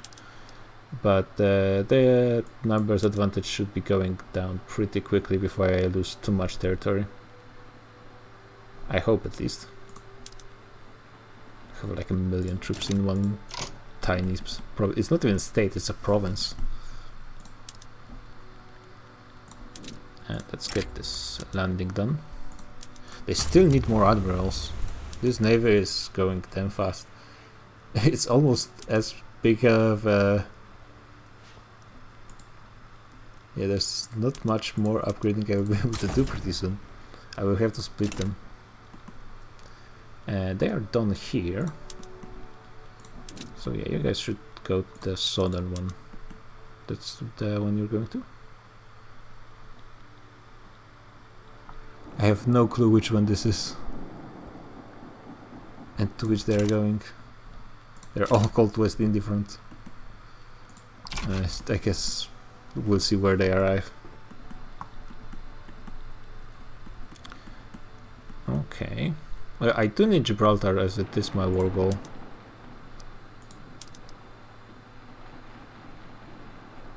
Yeah, they're going to win this one, but that should be fine. They are stacking at even more troops here.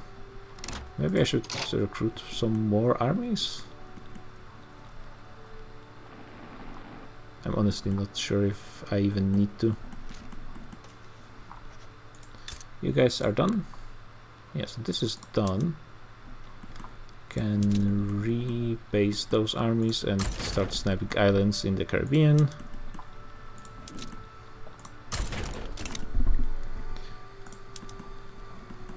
This fleet, I guess, should just go and kill some enemy units. Yeah, I guess I should just start recruiting a huge army somewhere.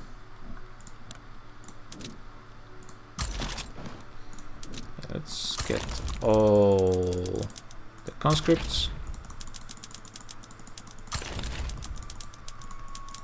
The control button doesn't always work. Like, there's something strange with the UI when it comes to getting those. When there's some troops already in the queue, it doesn't work. It works when it's empty. Or if there's space for the full 10. I'm talking about the control click. It works kinda wonky sometimes. Yeah, because it does seem like they're overtaking me in Spain when it comes I'm not really gaining more numbers fast enough. It would be annoying to be losing the mainland, but it's actually not that important. Other than that, it has my capital, which is, I guess, that is a relevant point.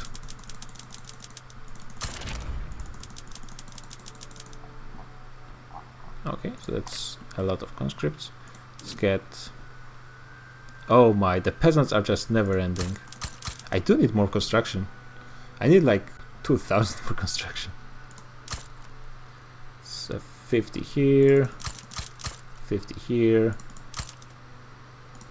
30 here, 30 here, here 10 here, so that's 200. Let's go for 300, I guess.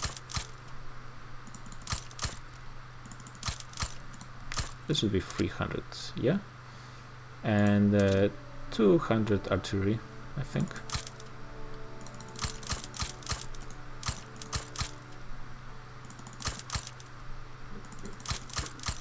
Not sure if I'm probably not doing this in the most effective way, but that's good enough.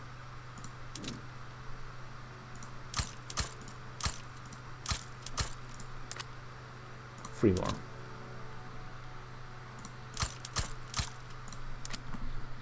Okay. Where are those armies in the queue? Quite far away, actually.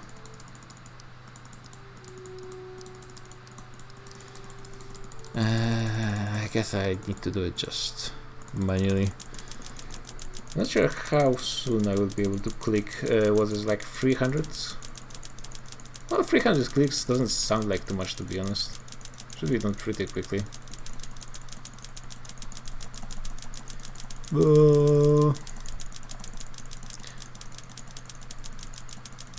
And those armies in practice will be recruited in just a few weeks. I'm not sure why the queue is increasing.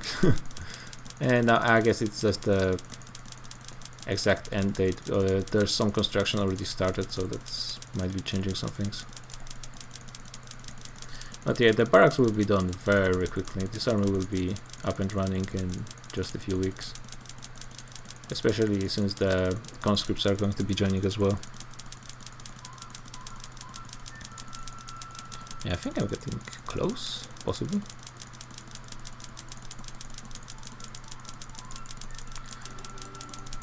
Yeah, I have to say, I didn't expect them to put more than 1 million troops in Gibraltar, though it is a good move from a strategic point of view. Yeah, I need to win one battle, but there's a lot of them there.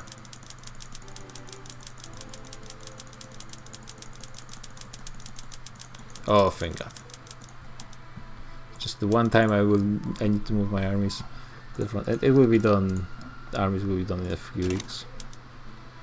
Mobilize, raise conscripts, get a ton of generals.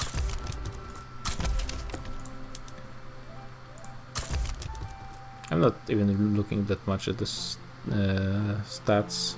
This will be pretty good in this situation. This is the trade unions guy. I'm not even sure if I care that much about trade unions at this point, because I do have command economy, which was the goal. But might as well. Probably need them all to almost the highest level if they are to command this army when it's actually at its full size.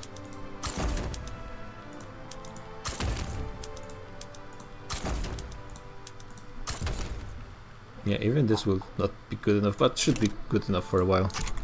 Also mobilization stuff, I'm not sure if I gave them anything. No. And they do need everything. It will be reducing their organization, but it will fix itself.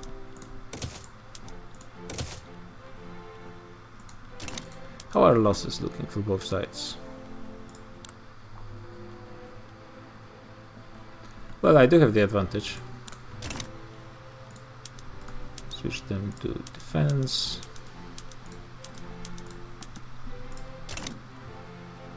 Yeah, I'm just not recruiting troops fast enough. That's the sucking point about not having mass conscription. My enemies do have professional army as well, so that's at least good. I could also do a naval landing eventually on Gibraltar. I think it would cause them to be forced out.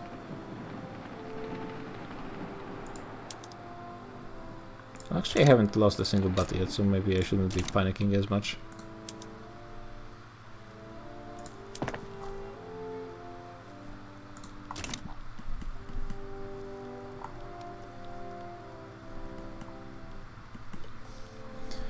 And I only need... yeah, Germany will be... wait. Why they? Yeah, they will be going to negative war support eventually. So they're only in here as a negotiating partner because they have a war goal here. So eventually Germany will be out, and with the numbers of dead. Oh yeah, on the waves I am ruling, so the Spanish Armada is doing a pretty good job. Election! Surprise, surprise! The only one party that's that exists is winning. Okay, let's actually take a look at things. This is almost done. There are fights going on here. I have no clue. There's those two armies went to where they shouldn't have. Yeah, I want you guys to actually be pushing into some solid directions. And yeah, those guys have good enough numbers to actually join here and help out.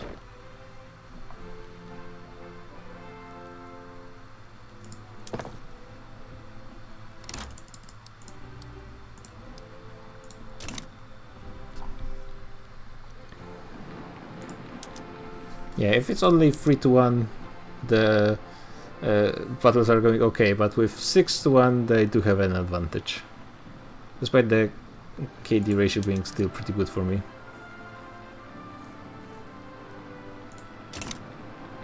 Almost 1.5 million people in Gibraltar. God damn it. Yeah, it should be fine. It just might take some time. Oh yeah, I think this is done as well. Yeah, so I have additional 250,000 people again. And I guess most of them should just go and fight in Spain. You guys can stay and maybe do some rear security. Always good to have some 5k. You never know when they might be useful. But this 200k might as well just go here. Oh, they are already going. Let's make sure they're on defense. I'm on defense. I'm still not even losing any money. Like, this is absolutely bonkers.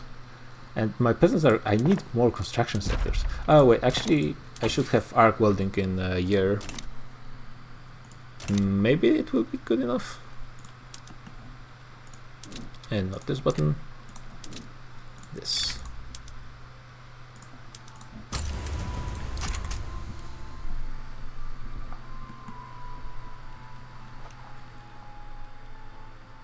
Yeah, they're not doing that well on actually defending the war goals.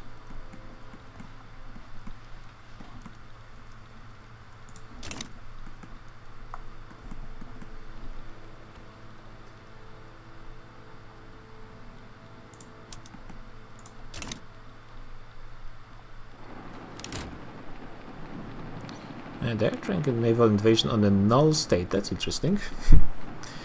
Okay, their numbers are going down. There's still over 1 million battalions here, but they have only half of that in troops. Another island taken. That means there's just one war goal left in all of Americas.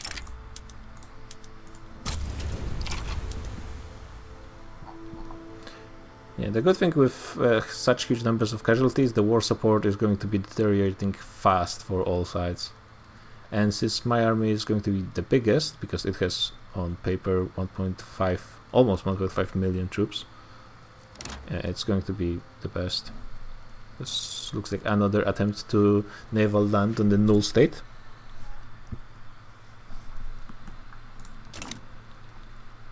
Okay.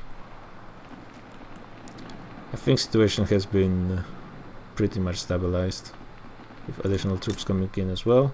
I will lose... Oh my god, they got 5% occupation in this battle.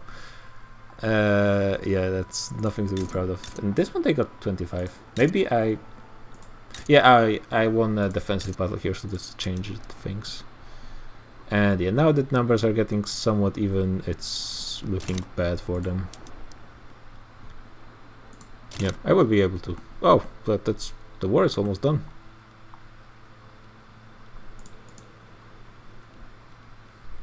I mean, what's in the United Kingdom? I can just naval invade there, I think.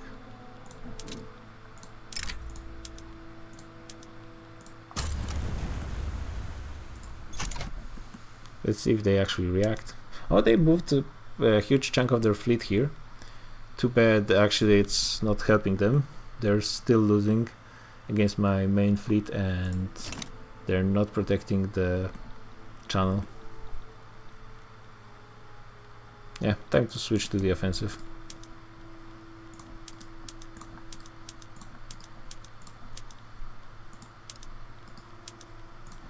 Barely losing any money despite having 1.5 million troops. The command economy seems to be pretty damn good.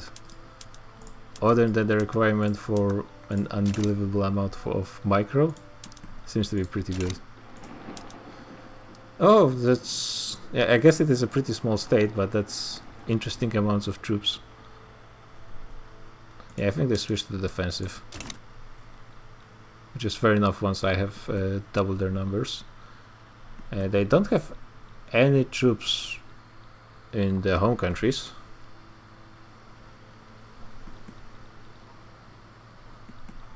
So they better start doing something about it. Yeah, they switched to fully to defense. And can I get any good numbers here to actually fight? Okay, this is almost even at least. Should be a win, I think. Slowly. Both exhausted. Fair. Okay, yeah, I just landed. Yeah, that happened. They're trying to naval invade in Uruguay. Sure, you can try. Not sure if my guys will be able to make it there. Actually, I can move this fleet over there, and they should be able to protect it. They should be before any enemy troops arrive, at least. Okay, this worked out, I guess. Usually AI is a bit better about keeping stuff. They are, in my experience, they are usually way too defensive about naval invasions, though maybe in this case there's so many possible places for naval invasion, they just kind of played it in the worst way possible, stacking up their entire army in one place. Where, I mean, it is doing something, but now they're going to lose. It's going to be a mess, and I control half of England. The positivists are still a thing. I mean, I would like to keep the bonus to bureaucracy. Sure. And let's take the regulator bodies option. Yeah, only now the enemy troops are showing up, and actually not in gigantic numbers. Let's move my biggest army over here. Just as a little bit of trolling. Wait, I didn't take entire Gibraltar in one battle? Apparently I took 25%. Okay. Well, I guess having England is good enough for me, so that's fine. Yeah, now they are stopping me, but with reinforcements I will be able to push again. I did stop their naval invasion, right? Yeah, my troops are on time.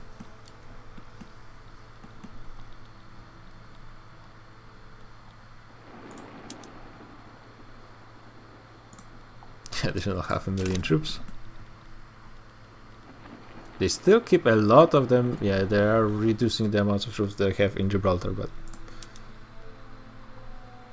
it looks like the British are quite willing to negotiate. 1.5 million casualties. Yeah, it's still nothing compared to the American war. But yeah, in the American war I just didn't have enough troops myself, and America fully mobilized. I actually very rarely see AIs fully mobilize their reserves, but they did, and it was a lot of troops.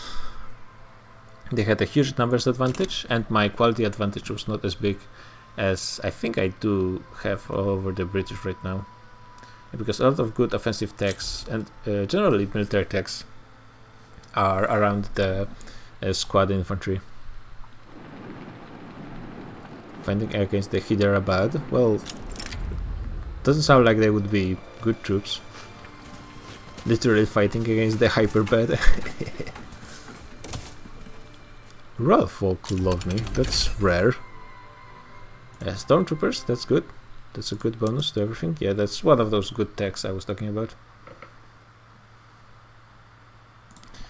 It looks like Gibraltar is not falling in one battle. I will have to do full 4. Which is kind of weird. It's literally one province. It shouldn't be that long. Though I guess it is a treaty port. Maybe it works a bit different because of it? Could be.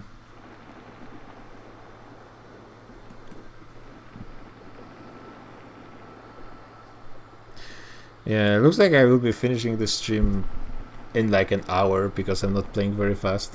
There's a good amount of wars to do, and unfortunately command economy does mean there's a ton of micro, but I'm kind of feeling like just powering through it. There's pretty much only war with USA left, and Mosquito, I guess. It shouldn't be really too much of an issue.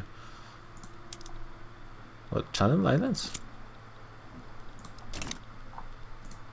Industrial barriers, what is it? I mean, weakening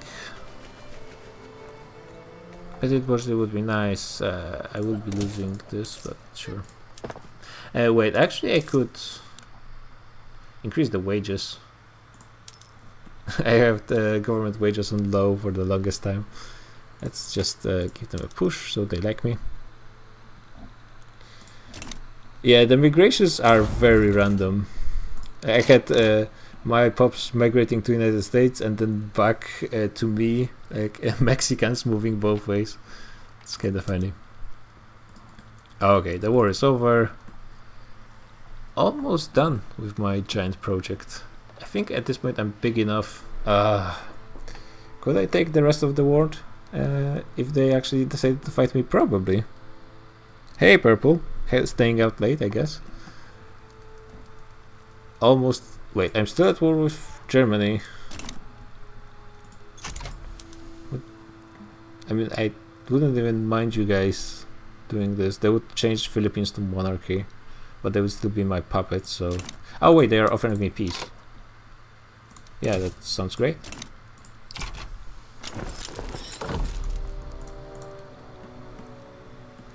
Oh yeah, that's interesting time to get Vicky free. I got it like a few months ago when it was at minus 50% and they started the MP campaign. It is an interesting game, though there's just some things that are just bugs, like especially in the military side of things.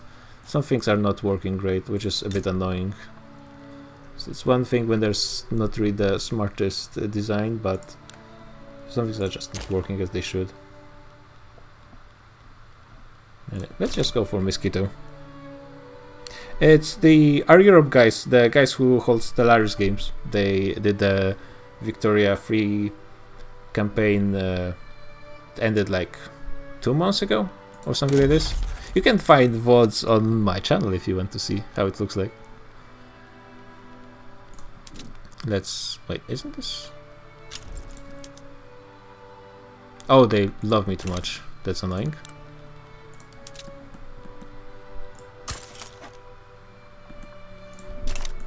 Yeah, it is pretty much. It's pretty fun. It's a bit RP oriented, which I think fits Victoria free pretty well. I don't think it's a good game for a sweaty type of thing, like the min-maxing, especially like kind of competition with Warfare. It's too random. The front, I'm not sure how much you played, but the front lines formation can be really weird, especially in areas like with the treaty ports. The system completely collapses. It creates additional front lines all over the place. Your armies just run around like headless chicken all over the place. Oh my god, I have a ton of infamy.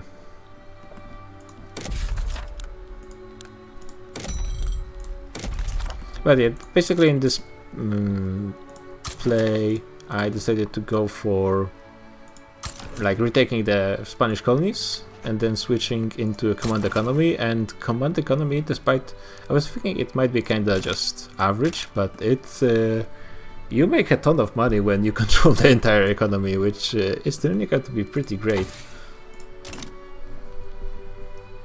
It ended a few months ago. It started half a year ago, that's right.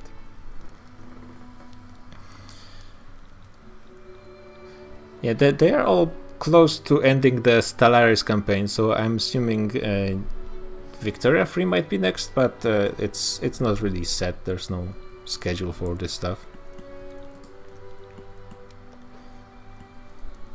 Yeah, also, if you want to check out the map, there's some interesting stuff, like Prussia existing over here, separate from German Federation, which is the only thing that's stopping them from forming Germany if they just annex this. Oh yeah, the DLC arrives in... it was delayed, but it still arrives in like 2 months, right? Or even less.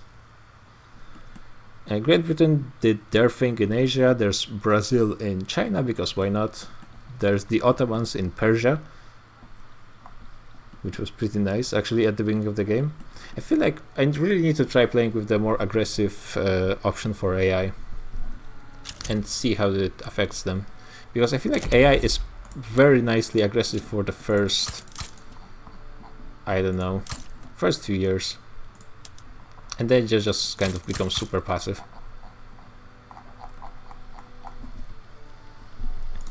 And how is my market looking? Oh yeah, I guess when I expanded my navy so much, warships would be in demand. That makes sense.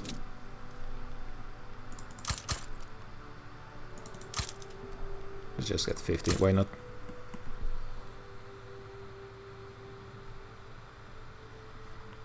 Yeah, I have never played any of the big nations. I haven't even played Japan, so the Asian nations are kind of interesting. I think about playing Qing myself.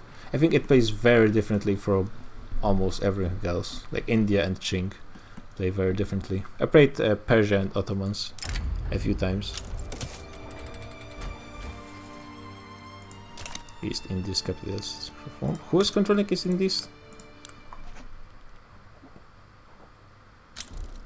They're still Dominion of the Netherlands, okay, but they somehow gained Lanfang, which starts as a puppet of Qing.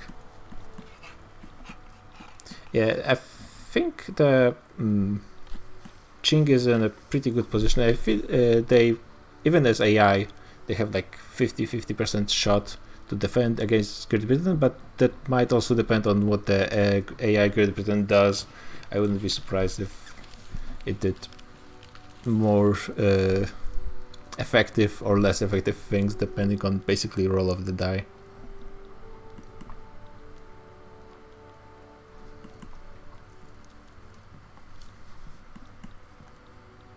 That also depends on when they start the war exactly. There's some journals in Qing that I don't really know how they work, so I probably shouldn't be talking too much about it because I really don't know. But if the GP starts at the very start of the game, usually I see AI Qing actually defend itself.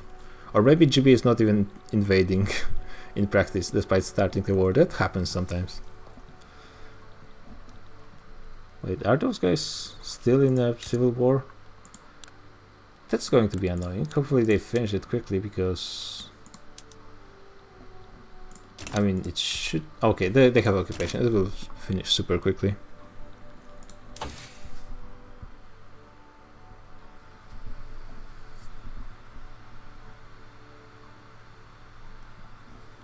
Three weeks more to get arc welding, and we'll see how much more construction my economy can take.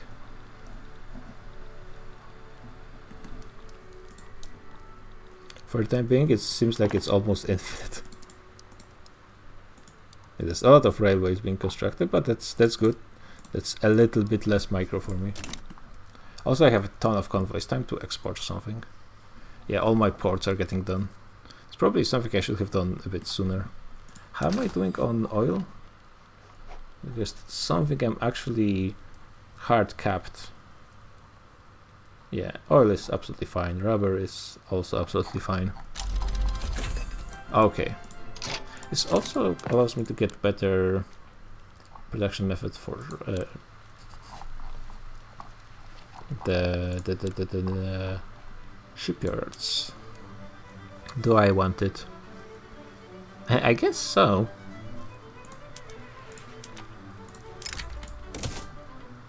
Should work out okay. I should click all of this stuff.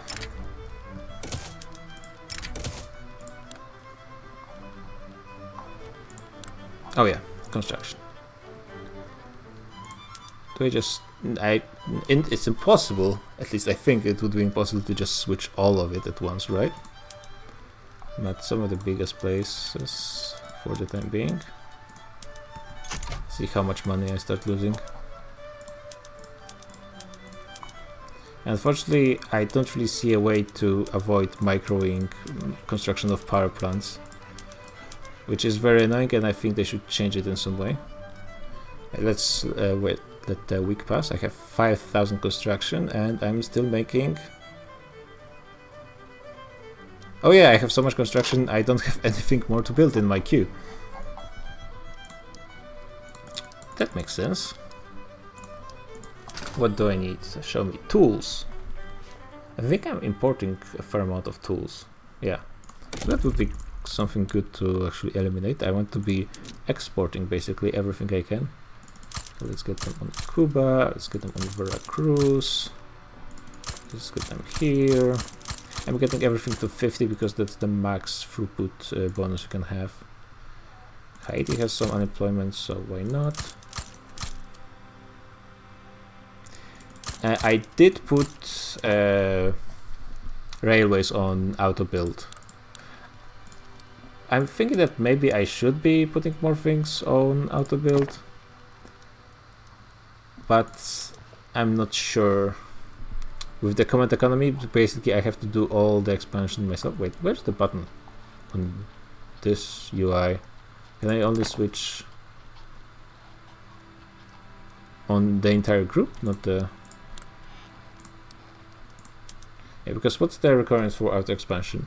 The cash reserves are greater than 95%, market access is less than 95%, and the occupancy is 90%. I mean, that's all nice, but at the same time I don't want to be putting things on more than 50 because that's where the economy of scale effects end anyways, and I want to be spreading out my construction anyways. The auto build doesn't take into account the peasants and unemployed people, which is what I usually use on where I'm putting more of my stuff.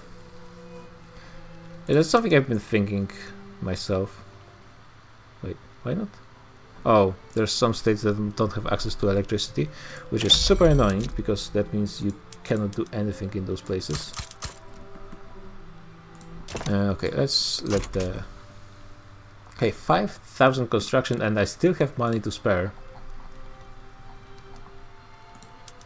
I think I will be able to switch everything to arc welding, because I have still double my actual gold reserves. Oh, actually my gold reserve limit increased by 30 million, so it's no longer double, but still I have way more money than I should be having, despite having the biggest army and the biggest navy, the biggest construction by far.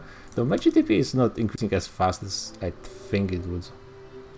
I'm probably going to overtake Great Britain anyway, so that's at least good. But for example, I don't think I would be going to 1 billion in 8 more years.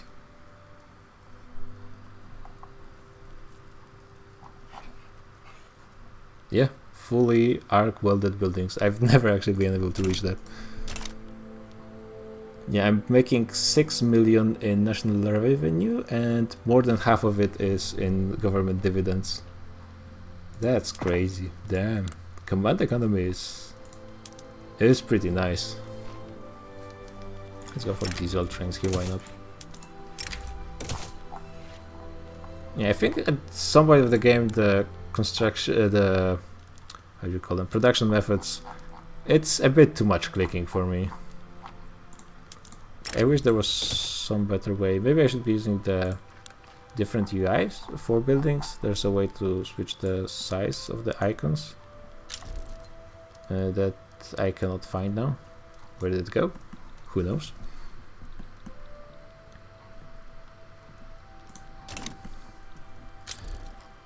So that's the question. Do I go for California, Texas area and probably starting a world war with everyone who doesn't have a truce with me? Or going to make Brazil puppet so it's the same color as I am? And also starting a war against everyone left in the world? That's the question. Though, yeah, at this point I wouldn't be surprised if I could actually defeat everyone. Especially if they start more than one war. Yeah, but then the AI is not employing people, which is the most important part. There's still a ton of clicking with like the production methods and all, constantly switching themselves on and all. I need to get those 3 things done ASAP because it's stopping me from putting my production methods to the max. Unfortunately, they have negative construction efficiency because they have turmoil, because they have been recently conquered. That's the British states I've just got. There's a ton of... Wait, there's a... Oh, I thought for a second that's Austria. Wait, France is fighting Savoy? They are. And does Savoy have any friends?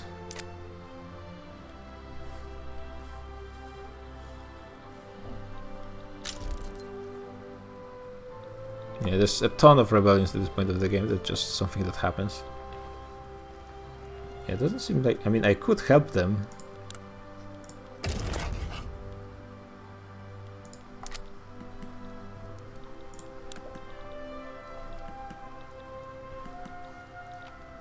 Do I have a truce with France? I have a truce with them till 31.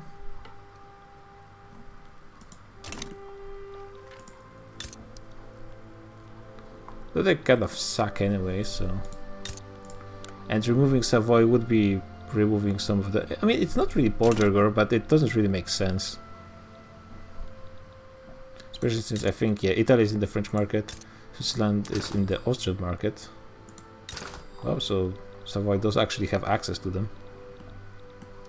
Who's actually... let's see, I'm almost certainly not the most valuable market.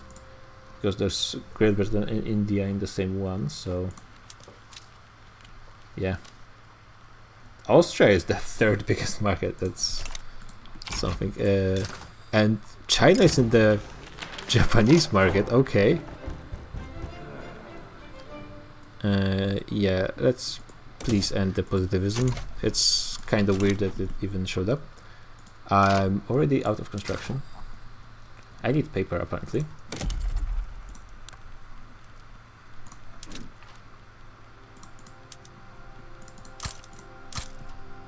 Yeah, that's the good thing about the private sector. They actually, because when you think about it, you're gaining over 1 million people every year, and if your buildings are full, it's all going to peasants or unemployed, and you need buildings for those people.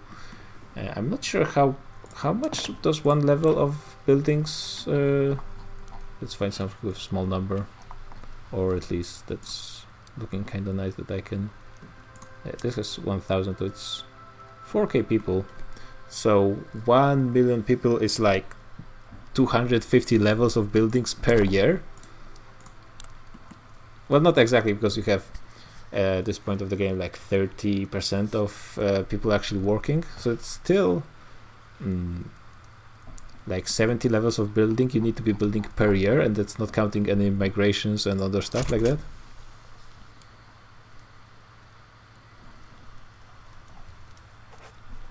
I think I still need more paper.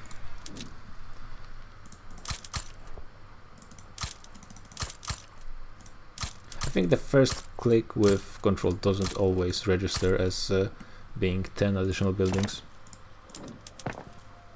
At least that's what it feels like.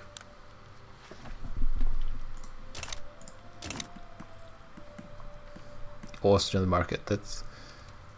Ottomans are actually on their own market. They managed to free themselves. I think they were in French market for the longest time, and maybe they were in Russian for a bit.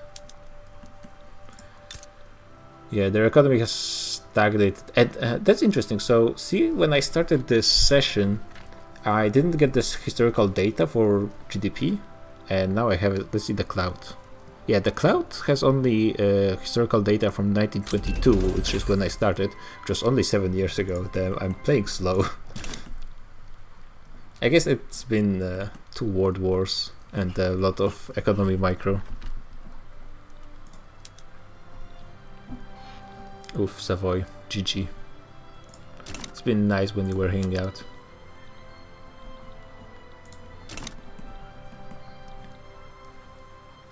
Still number 2 economy, though I'm very close to Great Britain, and I'm way higher than them in GDP per capita. I'm about to be number 1 as well in that.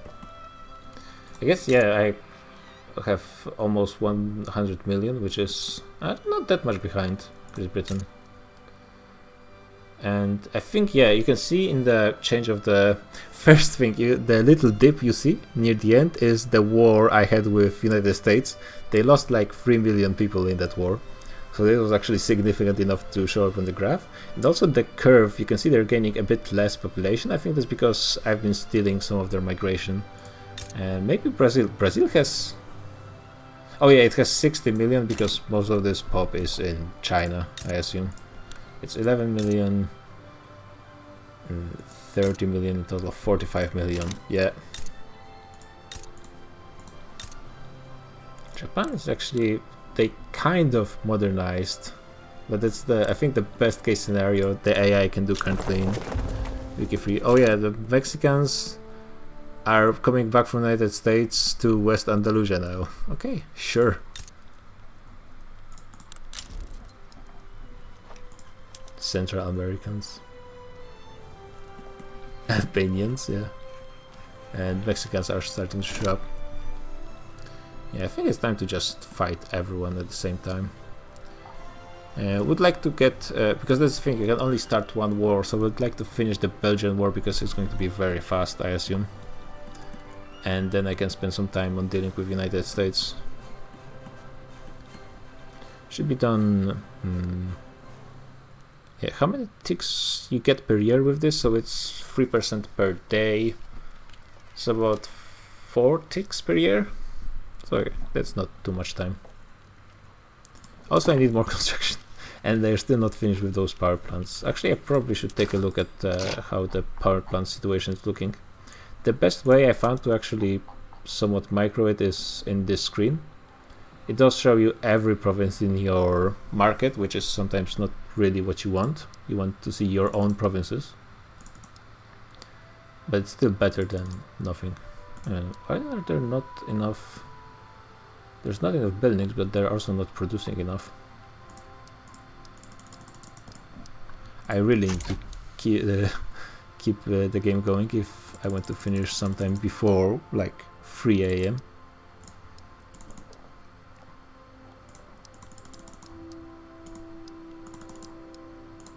There's going to be a ton of construction that I can easily afford. Yeah, but increasing automotive construction of power plants is not really taking into account the actual price of electricity. And I'm not sure how it works when the buildings are subsidized. Oh, and now this doesn't cost me anything. Usually this event costs you something permanently. And the number seems kind of random, and now it's 0. Which is interesting. So it turns out the number is not the same. Maybe it's different if you get it multiple times. That's also possible. Okay, that should be good enough. What's going on in Chihuahua and Yucatan? Let's take a look. That's not really what I wanted to see. I think this place just... Oh yeah, this place used to have a decent population. They just all went somewhere, I guess. Yeah, they had a good motor industry infrastructure here, good lead mines. Really productive as well, so they're getting good money. Yeah, I guess this state just collapsed when it comes to its local economy.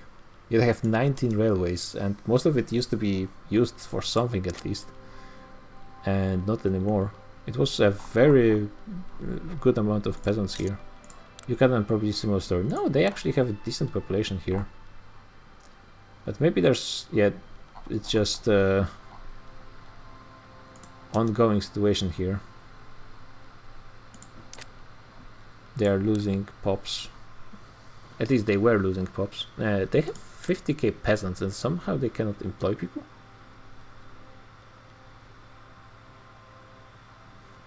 Yeah, I wonder if when you're a government economy, how is subsidizing different than just running things normally, in theory? Yeah, I guess it's just basically all the money goes to me and it's managed just like it would be if it was a private thing. And I need more production. Actually, I will just wait 3 weeks until this is finished.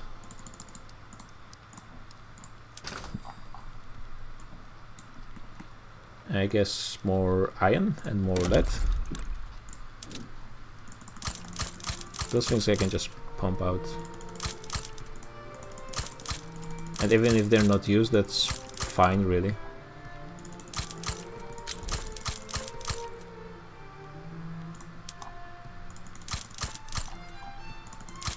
Eventually someone will work them, hopefully. Yeah, I think I have enough coal in most places.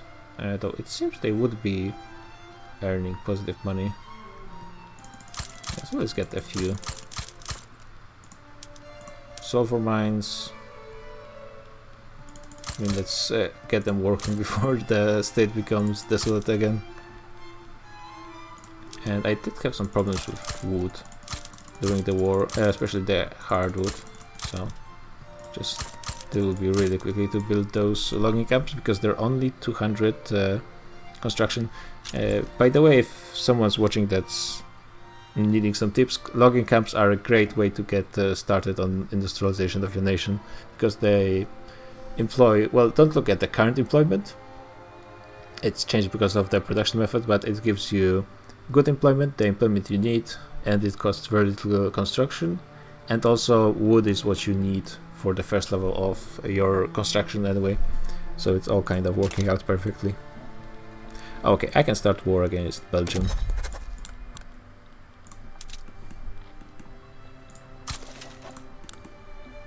I think it should be return state, I think.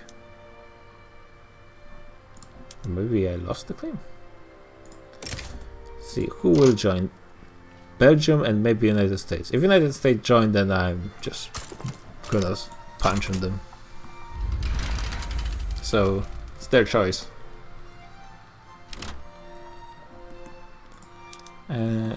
I guess I'm not going to be saving up armies.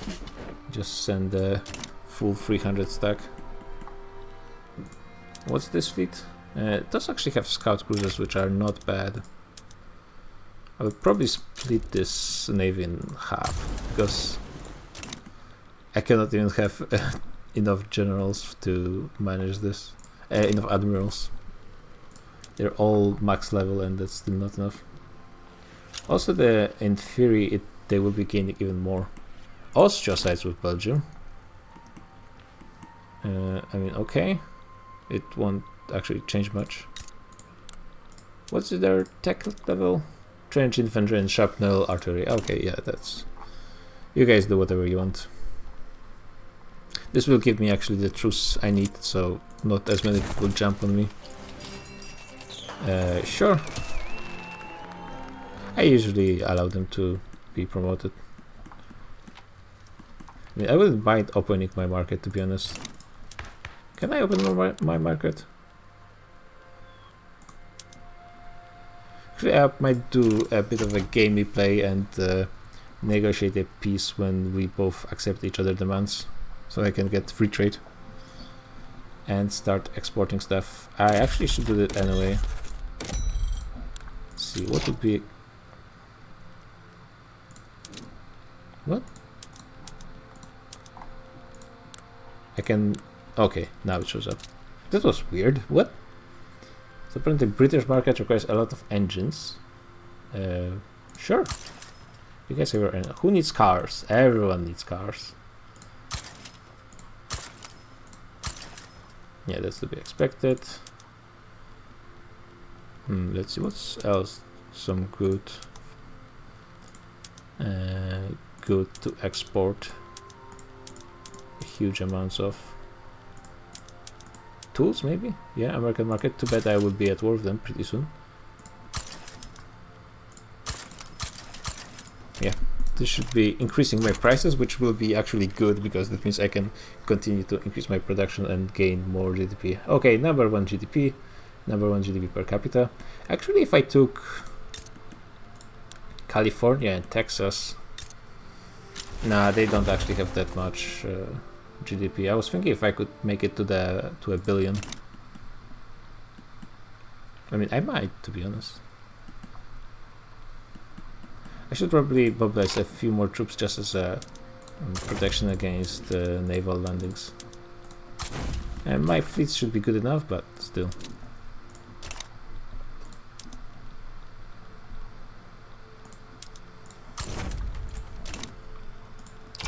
Where's my giant fleet? I should just split them in half. They will be still gaining more ships anyway. If I split them in half, there will be 90-90. Let's move some of those to here, so it's there's no more battleships than scout cruisers, because that gives me an penalty to effectiveness, and now I can give those guys additional admiral from intelligence, yeah, whatever. Let's keep promoting him. In theory, they will still have 100 more ships eventually. Is Austria doing the thing the British did with Gibraltar again?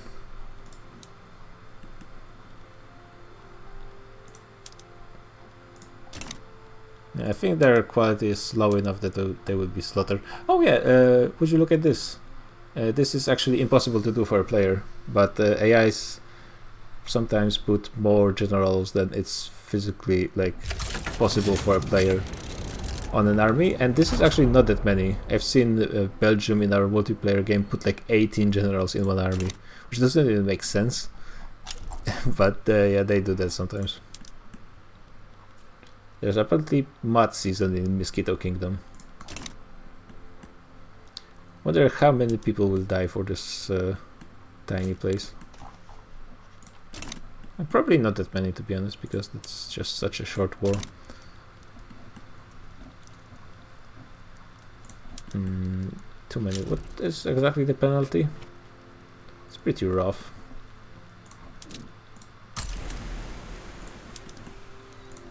Yeah, the ships usually take a quite long time to be constructed, and I think those ships are actually having problems finding enough people to be employed.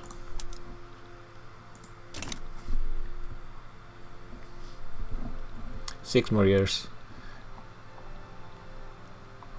I have nowhere close enough construction.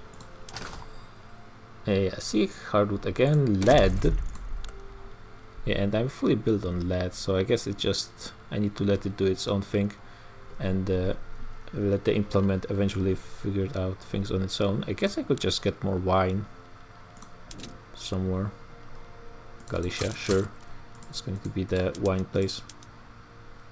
And not that many unemployment, not that much unemployment, but a fair amount of peasants. So let's fix that. I guess more explosives is fine.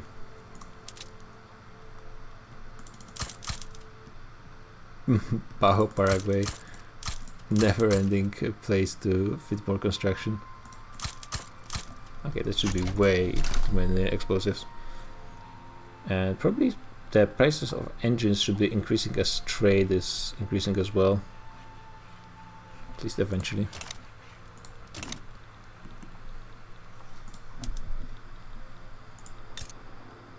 And maybe I should have gone for those cars to get the occupation faster.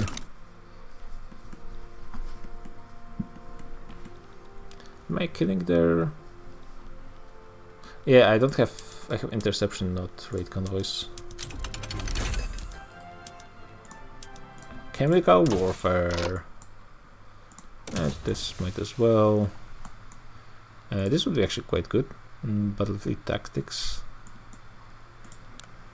Paved roads is always pretty good.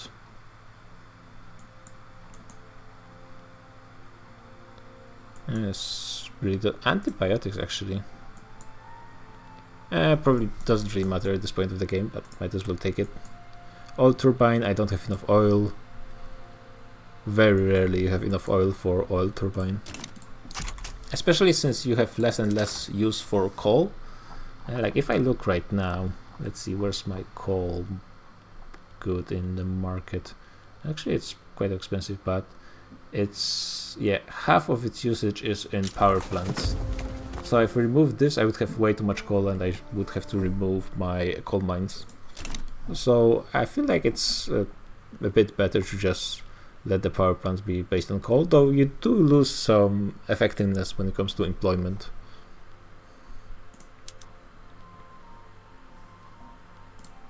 Yep, let's send the Belgians packing. And it's getting infrastructure everywhere on its own. Devil's Railroad. Sure, I don't even know where Pastaza is. And Morocco is a long chunker. Wait, Canary Island is mine. And somehow this island does have a decent population. But no employment in logging camps. Where are people employed? Are they employed in something stupid? Yeah, like universities, okay. I mean, that's not bad. They are at least giving me something. Okay, 600 million. Finally, the command economy is giving me the results I was expecting when I had over 5,000 construction. I think I never finished changing the production methods.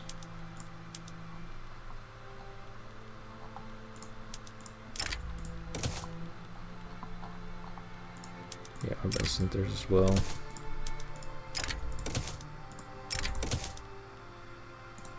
State atheism would be something I would want to have, but it's not really necessary. I had a good opportunity to take it, and I probably should have gone for it at the time.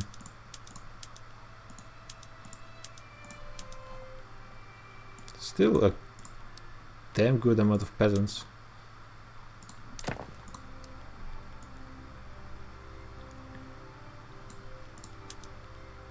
Do I want this? Do I want to reduce my meat production to get more fabric? And I think that's fine. I can always just get more of those.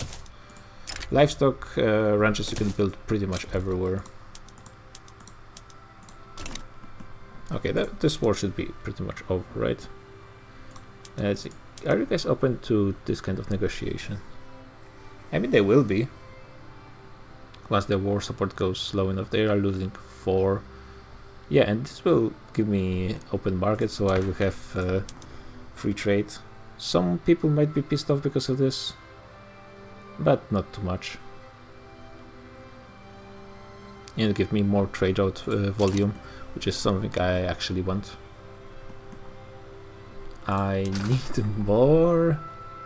I'm getting the explosives, so this will be done actually right about now. I apparently need more cars in the end. I can just increase it with changing the production method.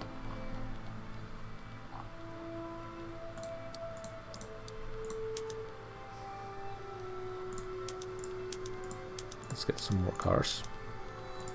Could also get diesel engines, but oil is very limited in this game. So ideally I like to avoid spending it when I don't need to. Like using it for automation. Technically speaking, yeah, it's -6, so it's actually starting to be close to be actually limiting the size of my economy. I could be importing it probably. And once I get Texas, I will be able to get even more.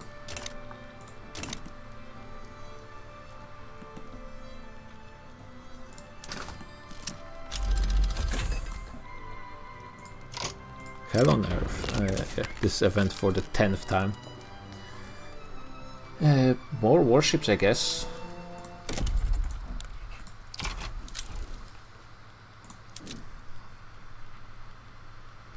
Yeah, Cuba definitely deserves to be space with warships. Jalisco, why not? Let's give you some as well.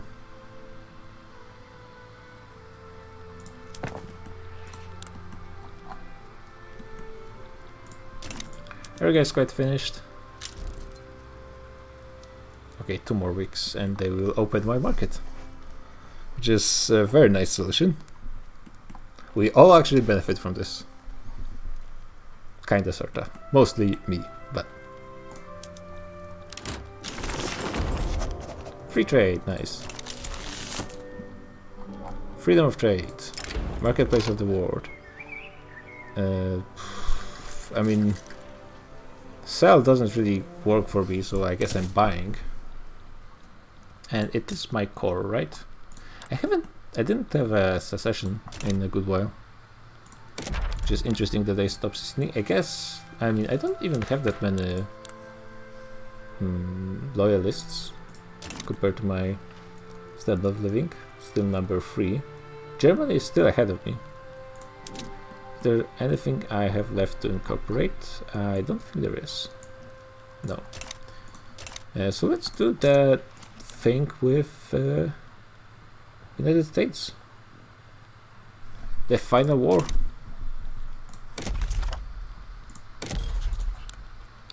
Which will also, well, final war, but also will start a world war against a ton of people. I don't remember the exact borders of the Mexican Empire, and at the same time it doesn't really matter because I cannot recreate them. I think I will go Texas, California for sure, Arizona, New Mexico, and I guess Nevada for the best size, though the borders between states are horrible. So Germany will join for sure, Scandinavia and Netherlands as well, and probably I will get a second war going with possibly more people. That's fine. No, our Germans. Yeah, I might have truce with Germany. I do, so they do have alliance with United States, so I think they will be able to join. Yeah. That's the nice thing about me cleaning up all those colonies everywhere. I don't have any other borders than this, and Brazil, and France, and I guess Portugal, and like this place that doesn't really matter. Was this strike? Oh no!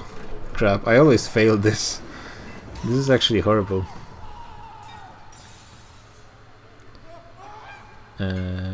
Yeah, I think I will just open negotiations with them, because I always have problems fixing this. This is a bad timing, to be honest, because yeah, losing this war would not be ideal. With the trade unit general, as is tradition, let's get this guy to the highest rank, even though it doesn't really matter that much.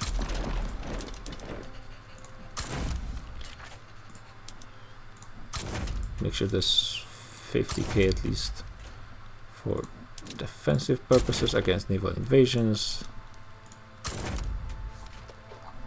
Where's the army with? Oh yeah, there's the conscripts army. I guess might as well. Let's have you join the 5k. Having a small stack like this can be useful sometimes when new fronts show up. I need more construction as well. They finished the production methods finally. I think I did. Kind of. Yeah, I think it's also when you build buildings in state for the first time, it can have different production methods than your other buildings, which is annoying. Let's look at my markets. Let's remove the... Yeah, I don't need to be importing stuff, pretty much. Yeah, I don't want to be importing anything unless it's like a trade good that I really need. I want to be pretty much exclusively exporting. Yeah, I need cars, ammunition. Okay, I need actually a ton of stuff. That's good. More cars. That can be done.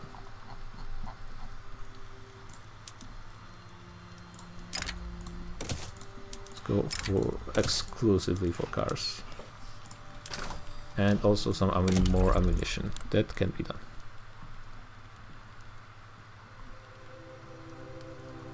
It also does take oil.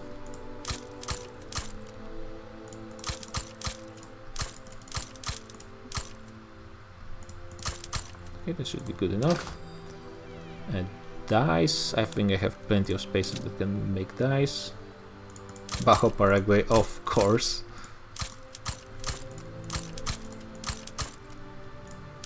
Should be good enough. I guess engines. I need more engines as well. That's good. That's good to have a demand for things, because otherwise you're just kind of treading the waters.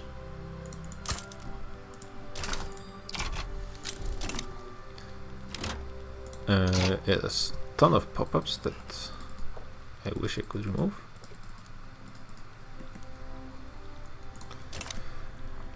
And I need to be adding some more goals. Definitely want to trade this treaty port. New Mexico. I'm not sure if I'm going to win this war, simply because there might not be enough time to grind it all down, but it will be an effective end. California, and with this we're going way above the limit, so and Nevada, right? Texas, New Mexico, Arizona, California, Nevada. It looks good enough. No one is willing to support me, which is fine. People are embargoing me, which is actually kind of sad, but that it's only for... Yeah, it actually works both for exports and imports, but only from my side of things, so because I'm not embargoing Great Britain, they can still trade with me.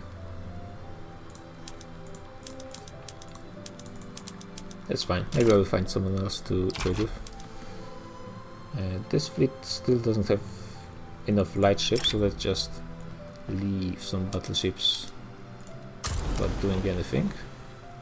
This will be the Iberian fleet.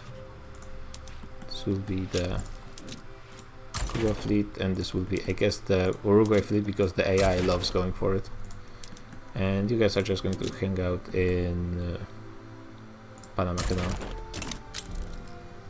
Okay, North Germany Federation, that's to be expected.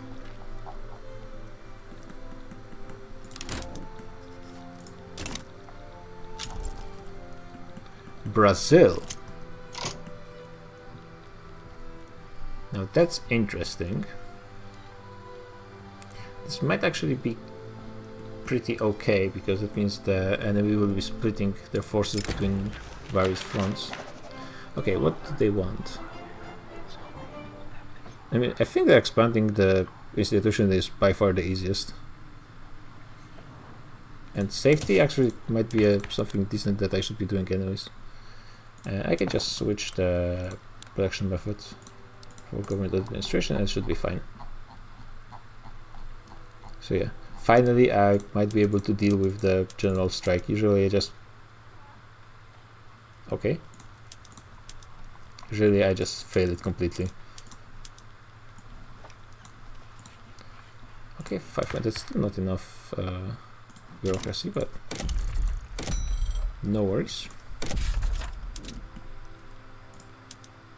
Oh damn, there are places that don't have enough tax thingies. Not that it matters much, because most of my income is not taxes anyway at this point. Though it's a significant chunk. Let's focus this administration thing.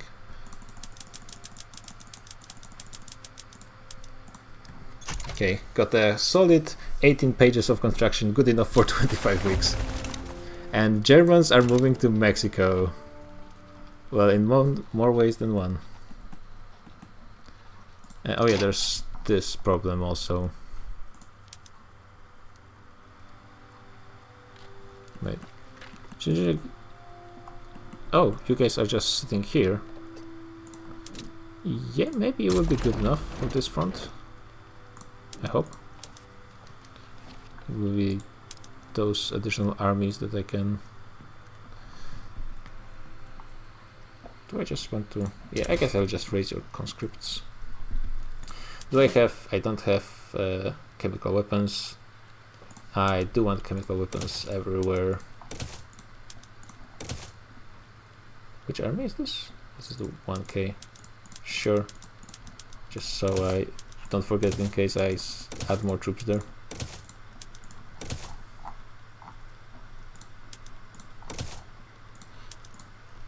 I think I should have enough time to fix my organization before the war starts. And even if not, I can just sit and defend for a while. Yeah, I'm losing 1 million, which means I can hold out for a long time, losing 1 million cash. Like, more than till the end of the game easily. And we'll see how many troops they move to Brazil. I can move additional 100k in here. And every battalion they move here is one less they have on the American front line. And I'm surprised, yeah, it looks like Scandinavia and Netherlands are kind of too afraid of me to actually support.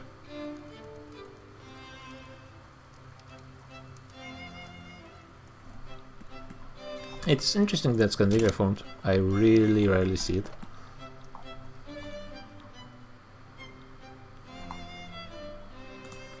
Yeah, those guys in theory should be on defensive if it comes down to it, but if there's not going to be any significant amounts of enemies, then it's fine to push. Oh, America has still plenty of skirmish infantry. That might not be a good news for them. Brazil has trench, and it's Germans, I believe, who have squad infantry. Yeah, if I have any conscripts, might as well just raise them.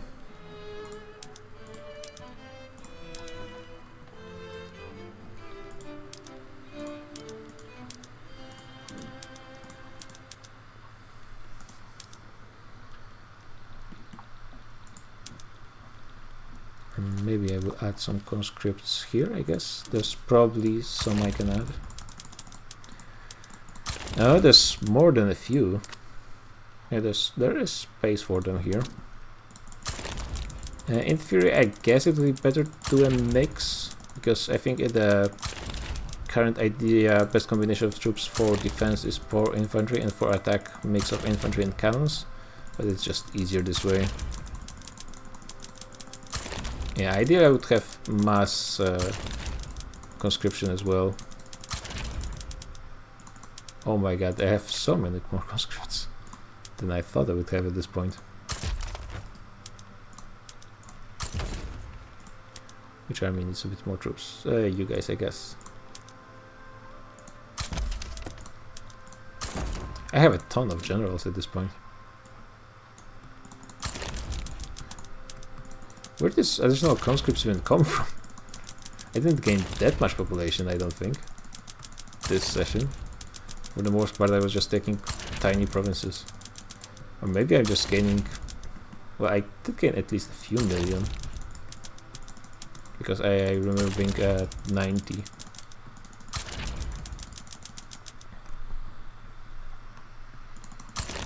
To 200.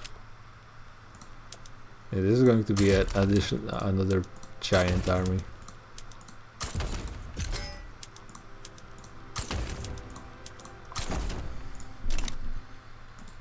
Yeah, maybe conscription will be good enough. I won't have to actually recruit additional armies. I still have some I can recruit. Let's see, this tiny stack, maybe like 40 more troops here. Maybe it would be good enough to just put everything here.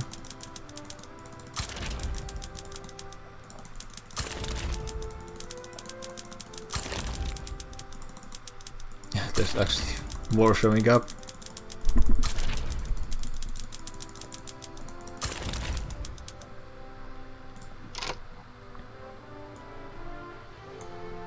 Yep. Looks like I will have to get someone from Petit Bourgeoisie. I'm getting at least 3 generals because that's usually how many battles actually happen. So it's going to be... yeah, those guys will probably be moved.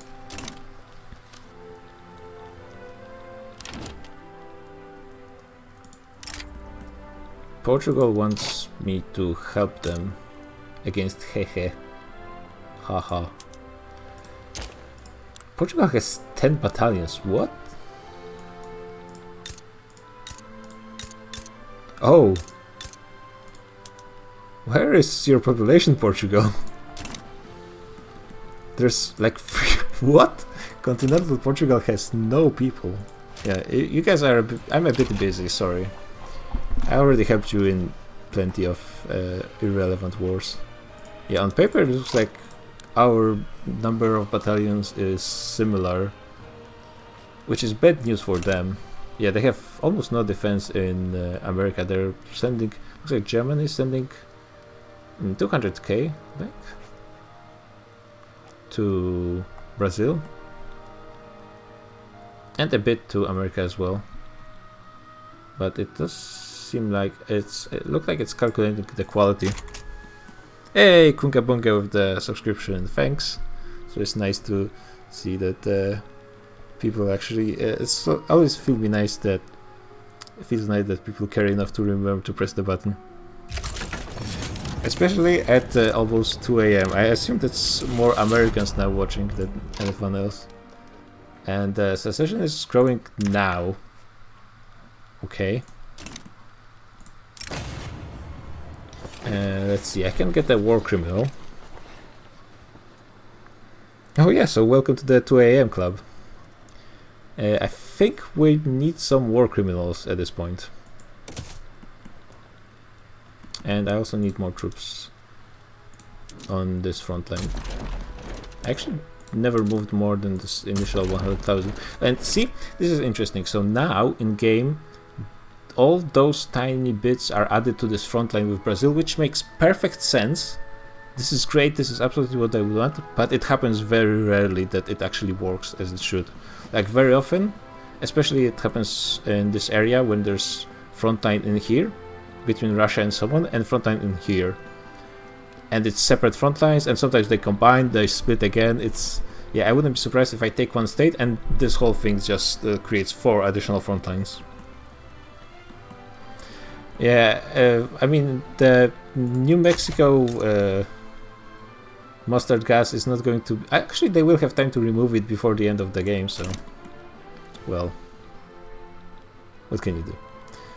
So this time, Mazantian is not going to be as big of a problem as it was during my last war with the United States, and hopefully this time this war won't end up with me having to kill 10 million Americans. Well, 10 million casualties on Americans. I think I wouldn't be surprised if my GDP started to dip a little bit because I'm not exporting as much stuff. Oh, you never played Victoria Free. You played any Paradox games, Kunga Bunga? I guess I need more wood. Where's hardwood? Do I just click this and see what happens? So, for example, Europa Universalis, Crusader Kings, Heads of Iron. That's all Paradox games. So it's the same Swedish studio.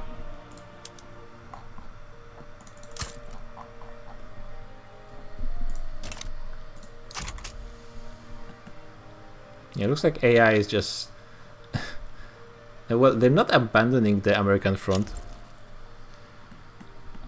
Okay, well, basically if you have no experience with those games, it's basically like all of those games are the same idea, which is to take control of a nation during a certain historical period, but Victoria focuses on the 19th century, so from 1832 or something like that till 1936, so I'm about to finish this current campaign.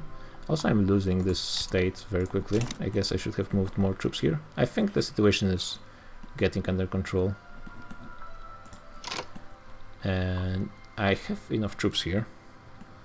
Oh, so it's actually exactly 100 years. I thought it was a bit off, but that's actually good. And yeah, each of those games focuses on a bit different aspect of history, depending on like what's special to this period. And Victoria 3 mostly focuses on economy, so that's why there's this huge market mechanic and so on. Precision pump building. I mean, sure, just pump things. Actually, I need to remember to do something about strike, unless I want to suffer it yet again, as I always do. Yeah, I think I just improve it to this and it should be fine, right? Equal to 3. Oh, okay, thank God I actually checked, because otherwise it might have been very awkward.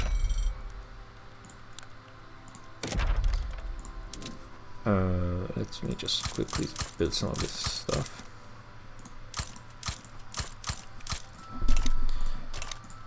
But yeah, it's generally pretty fun for this kind of game. It just I'm annoyed mostly about the bugs.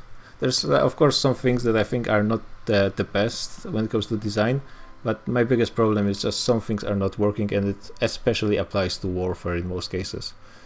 It's working fine as long as you have a decent advantage, but as soon as you want to like kind of try to do something, you can never really be sure things will work out as they usually do. Like sometimes things are just weird. As long as you're stomping AIs, it's working perfectly fine, but as soon as there's you're trying to play a bit like eke out an advantage in some way, it's getting rough. If you want to check out, I think below the stream there should be a link to my YouTube channel, and we played a multiplayer game of Victoria 3. There's like the votes for the entire thing, and I think the multiplayer is definitely the way to go with Paradox games. There should be a link to the Discord we're playing on below the stream as well. I probably should switch all of those armies to be defending, but since they're doing well enough with pushing, so might as well just let them continue and deal a bit more casualties.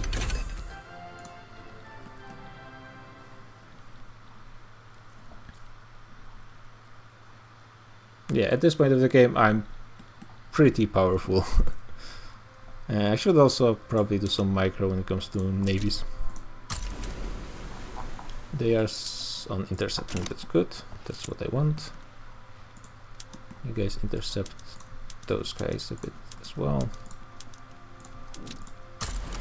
Protect my convoys. I think I had that third fleet somewhere. Oh yeah, it's here. Also, let me take a look and try if I can maybe export something. But oh, Japan wants coal.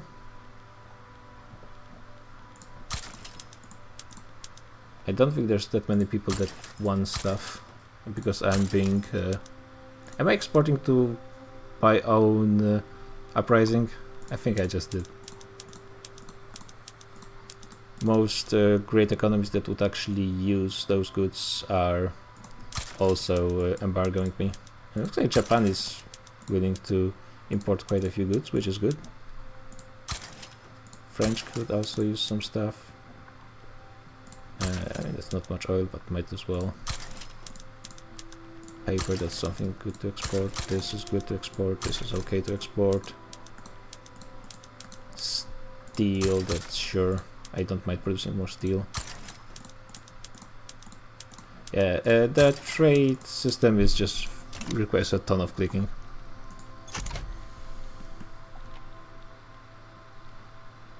Oh wow, this war is not going to be lasting long. Yeah, there's also a fairly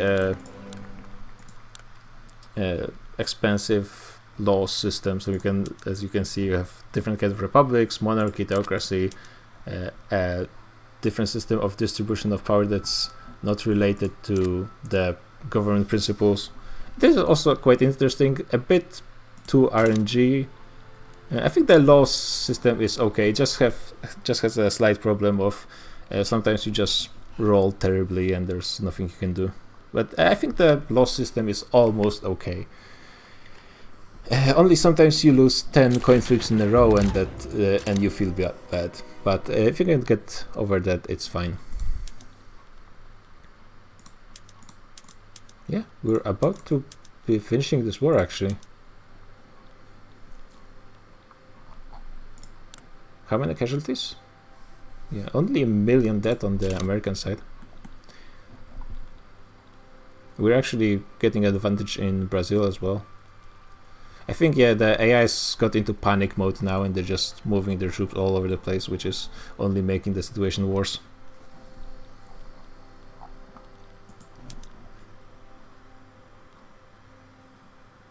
Yeah, I do have triple the cost of war compared to the Americans, but at the same time I'm not even in that. And I almost forgot to increase my institutions again. And it's workplace safety, right?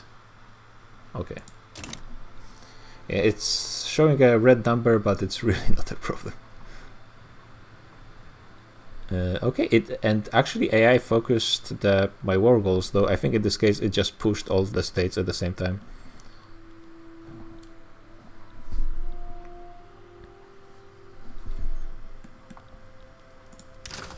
Someone is no longer getting my engines. Oh yeah, it's those guys. Do I have anyone free to invade them? Not really. Yeah, you guys. Actually, I have 200,000 troops. They're not doing anything. Which navy is this? 176. Though yeah, it's very important to keep defensive troops in Iberia, because if I lose my capital, it is possible that they force me out. So, and especially when there's huge distances the troops are moving, I don't want to end up in the situation the AI is right now, where my troops are just moving instead of fighting on the front lines. Are you guys no longer pushing? It's just kind of slowed down. Yeah, 1 million versus 250,000 troops, and yeah, this. So see, my troops were on here on the front line. The front line moved forward, and now they have to go somewhere else. And because the distances are so huge, the Brazilians will be able to push quite significantly back. They might even start pushing into my territory. I wouldn't be surprised. What does surprise me is that no one started a war against me. Maybe that's because I don't have a truce against France. I do have a truce against Great Britain for 17 more months. Yeah, because I'm so high over the infamy limit, which is generally the AI start declaring war against you when you're over 100, just to bully you and to make sure you're not expanding too much, but it seems like I'm just too powerful. Somehow the trucial states who are having a communist revolution are a protectorate of Germany, despite standing as a protectorate of Great Britain. But there's some really weird movements of protectorates. Like there's a Jaipur who's protectorate of Germany as well. Sometimes those things seem to be switching just randomly, basically. I'm not surprised if... Okay, Liberia is still a protectorate of United States. But oh, and see, now Brazil is pushing into my territory, despite the only problem I had was that the position my armies were required to be in switched from here to like over here, which considering they had to take the internal route, took them so long. The front line actually switched a ton.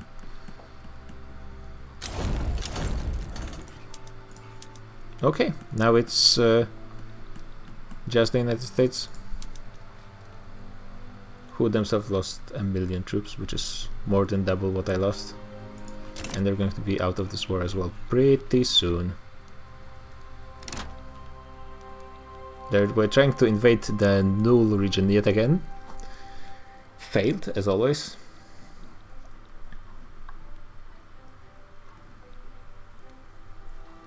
Okay, the embargoes I have on from all the biggest economy, which I think is it only Great Britain, or did someone else embargo me? Well, a ton of people embargoed me. And it does suck because that means I won't be able to export my stuff to them, which I think would be the best way for me to expand my economy. I'm also... Damn, I'm losing a ton of money despite not even constructing that much. I think I will build a few more ports. And see how it goes. What? I don't think that's supposed to happen. Interesting.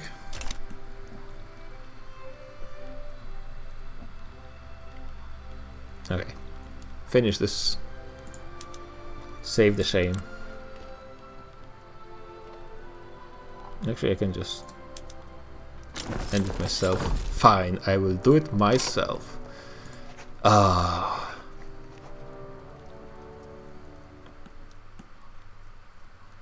Well, actually, I would just go and puppet Brazil anyway if I knew it would be so easy, but I have a truce with them now. And I don't think I will be able to get them puppeted in 1 year. I could go for Portugal, I guess. They have a defensive pact with a ton of irrelevant nations and are alliance with Zanzibar. Okay. Just so they are my color. They are still separate nations, but with my color. Let's get some of those.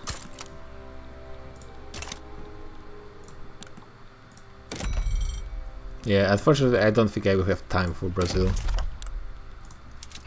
And, well, to be fair, Brazil did win my heart with taking a huge chunk of China on their own. They did, like, in actual war, they did have support from Russia and I think Austria as well. But that was a Chad move to just start it in the first place. Germany is exporting lead to my nation, which is pretty great.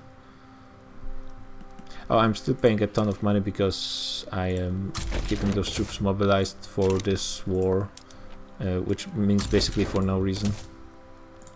Okay, now I'm making money. Now I can focus on maybe... Wait, I'm not producing any fine art in my nation?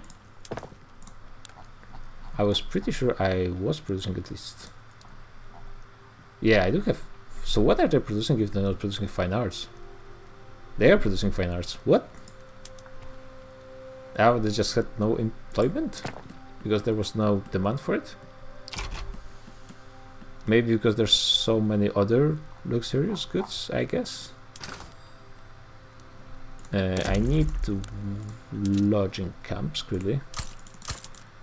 1.5 million peasants in Texas. Oh boy, I will be building a ton of stuff in Texas and California. So you know what, let's start with construction sectors to the max in those places. I think they will have an absolute metric ton of radicals now, which will be reducing my effectiveness of construction. Though it will be because it is... wait, Yankee? Oh, I guess Yankee is good enough for me to incorporate quickly. So it will be decreasing fast, both of those places. 60% is not... it is 50% penalty. It will be decreasing quite fast, I think.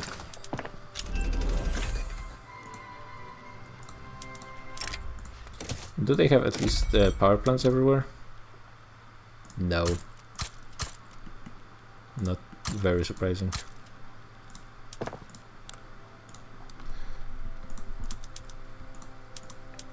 When 163 weeks. Yeah.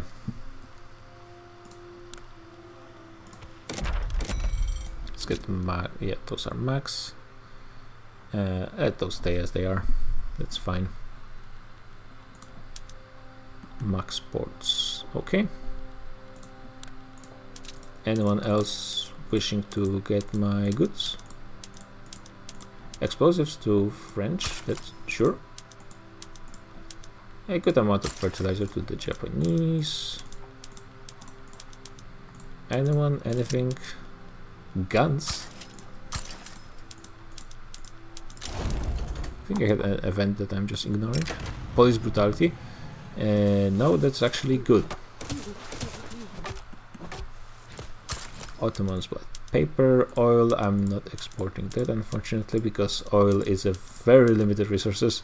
Like oil is, I guess it is 1931, so it does make sense that it is very important at this point. Basically the problem with oil is very limited, how much there is of it in the world compared to how much you need. Oh yeah, California and Texas. Both very good sources for this. They don't even have full gold mines. Yeah, they really needed me to show up and help them out. Apparently I need more wood.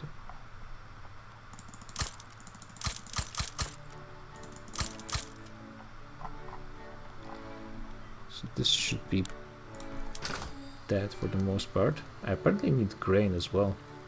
I think I was importing a ton of grain from Great Britain.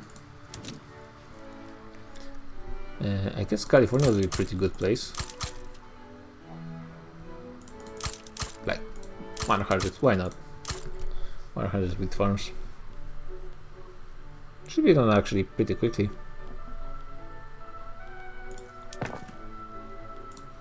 I definitely want all of those to be arc.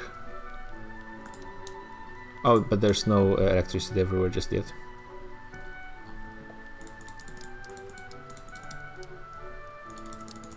Yeah, it will all be done very quickly. 9 weeks. It is, yeah, it's very roughly 9 weeks because this will be done in 65. Well, less in practice, but it is very roughly 8 weeks. Fish. I guess I'm overproducing hardwood, right? Yeah, I am definitely overproducing hardwood. So I need to change that.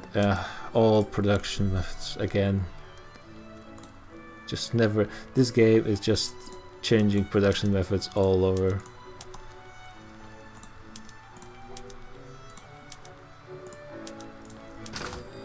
Is it looking better? I just some kind of middle point. Need more.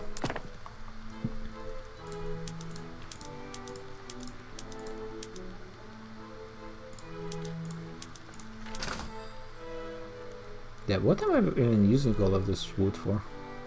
Paper mills, mainly, and furniture.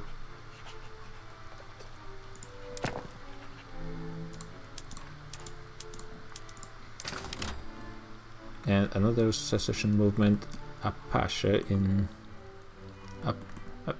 probably I shouldn't even be trying to pronounce it, to be honest.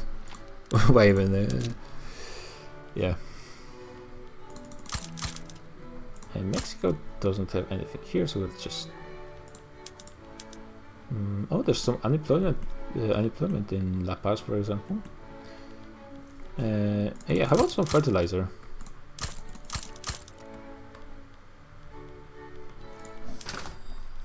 Yeah, I think it's now just smooth sailing till the end of the campaign.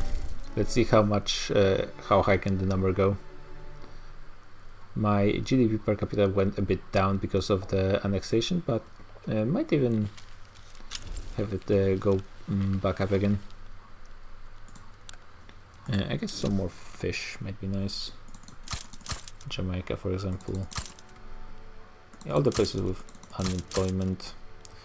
Also, might as well try to get the universities. Have so much construction, it's not even going to be that much of an issue. I am overbuilding universities for sure, because some of those places can't even have full employment for those places. But just to save me from micromanaging everything, I just built 5. It should be good enough. If they had higher literacy, it wouldn't even be that much of a problem, but I assume AI didn't really manage that too well. Usually it doesn't, so... and I'm not even full construction currently. I guess more fish. Okay, another secession. That's really not going to be a problem. Those tiny armies are not really doing much.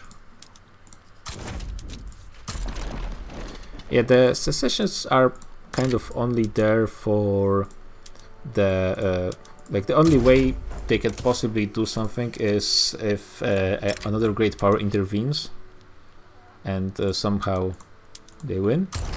Well, there is also an option when the secession happens in a place the great power has no access, which is what happens to North Rhine. It rebelled again. It was part of France somehow. Oh, there's a Polish uprising that's going to fail. They even have some decent numbers, but that's not going to be even close to enough. I could make it happen, though. Nah. I think I even have truce. I'm not sure if I can even join. Can I join this? No, I cannot, because I have truce with Germany. And another secession.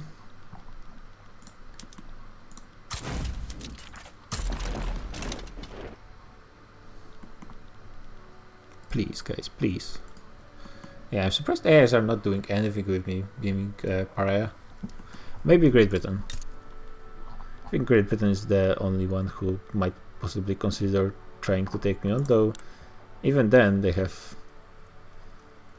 are quite a bit behind.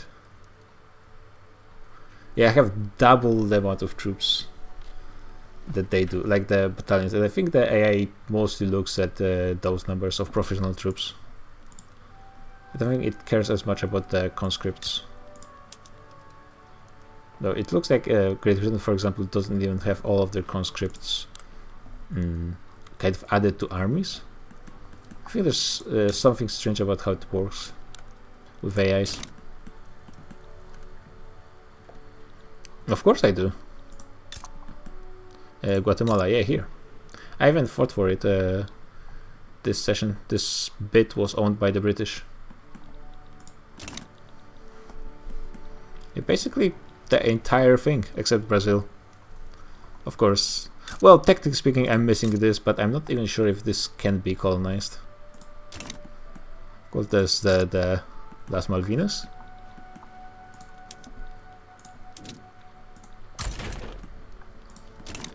I might as well put my navies into aesthetically pleasing places, not that it has any actual effect on anything. My navy is almost complete. Nice. I think I can play and release. I'm not sure where is that button for that. It might be somewhere in here. Nation formation. Oh, I could possibly form Iberia if I conquered Portugal. I didn't even realize it was an option. I think there's somewhere a button for it. But actually, I'm not sure if on the starting date, Guatemala... Is it Guatemala or the United States of Central America? I think it's United States of Central America, which was a thing that lasted only for a few years before they split into separate nations. Guatemala was a separate nation when I conquered them. Portugal is coming to help as not against Communist Portugal. Sure. Portugal always asking me to help in the everything, basically. To restart those. And Portuguese. All the people that are left in Portugal, which is less than 500,000. Yeah, from the beginning you can start playing as any country that is present in 1836, or you can, as I said, you can release nations.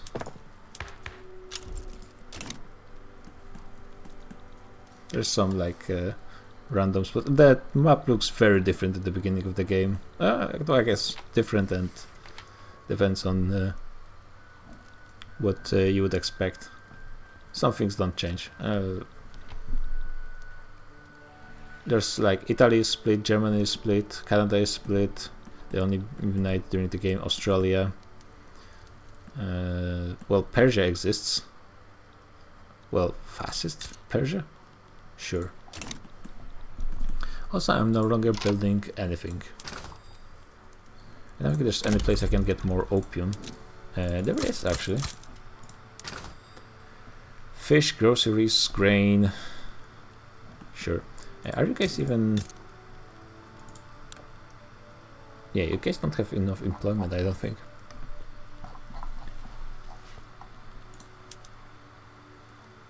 Yeah, what's the problem here in California?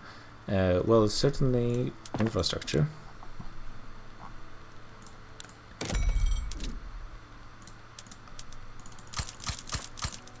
Oh yeah, it's not doesn't have auto expansion because there's nothing to auto expand, which does make a certain amount of sense.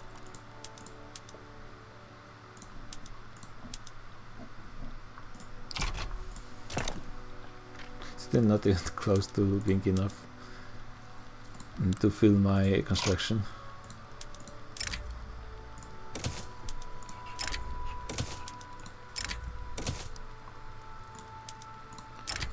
Let's just click through all of this stuff.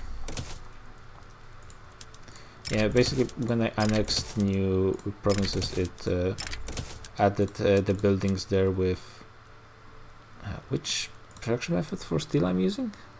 Electric furnaces, okay. It added the production methods they were using in their previous country, so I need to just click it all back to where I want it to be. Which is something I did like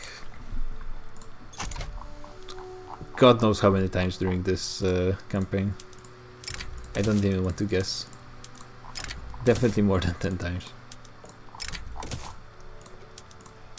Which you don't always play as such giant nations, so it's not always that much of a problem, but when you are playing giant nations with a lot of different buildings, a lot of different crops, for example, that's a ton of buttons to just click every time. At this point I'm not even really paying that much attention to what is showing up on those.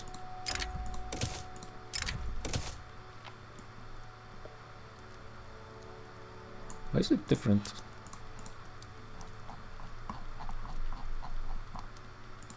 Oh, there's some homesteading in some places. I guess it's because they had it before I annexed them. You could play as Hawaii, I'm pretty sure. Currently, Hawaii is even independent.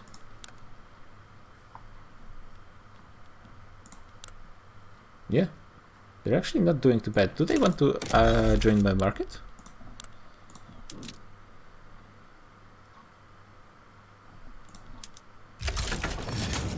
Oh yeah, communist Portugal thing. If they like me, they probably would.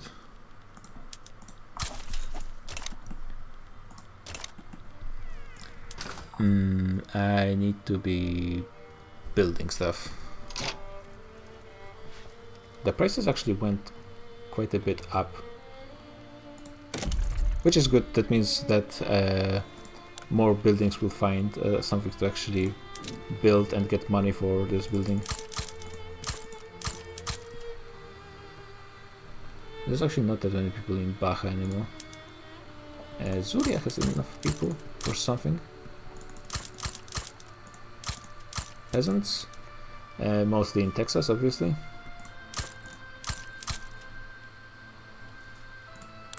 Yeah, I need to get people of Texas working. What do you guys have here? Most of the stuff is actually filled. Apparently they are unable to hire. Yeah, because they have problems with lacking electricity. It's a micro that I have to finish. Yeah, they're missing quite a bit, and they will probably be needing so much I might as well just build it up to the max. Well, not to the max, but build a lot.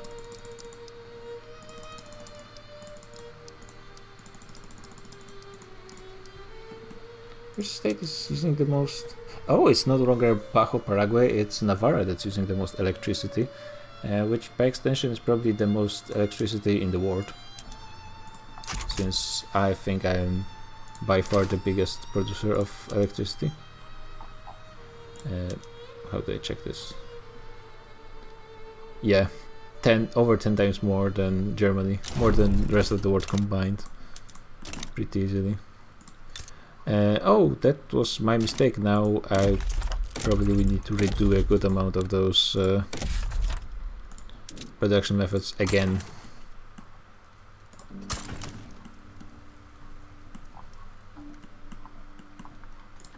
I think I got an event somewhere. Feared but not loved. Persia? Only has an obligation. Oh, I can reduce infamy if they accept. Sure, if you guys want to help me.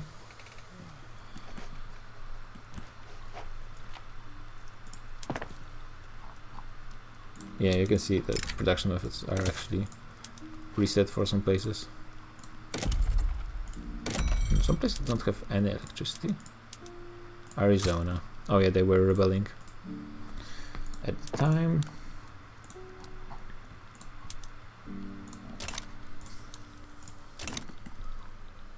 We might get to 1 billion economy if I continue construction. And I use California and Texas. They are losing population. But that's actually good. That means they're going somewhere and working somewhere else in my empire, which is still increasing GDP. So that's absolutely fine if they migrate somewhere else. Just get those armies so I can clean up this area at least. It isn't really necessary.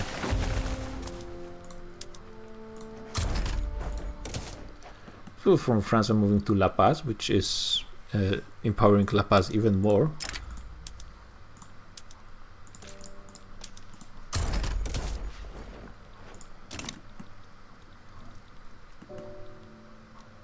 Yeah, basically I just need to focus now on having actual construction going on in all the places, and then it's going to be good enough.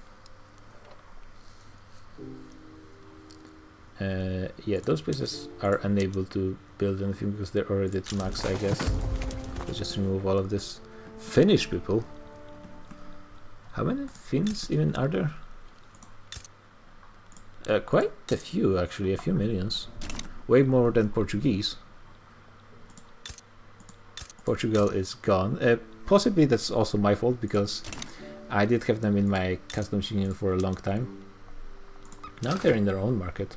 Do they want to join back to my market?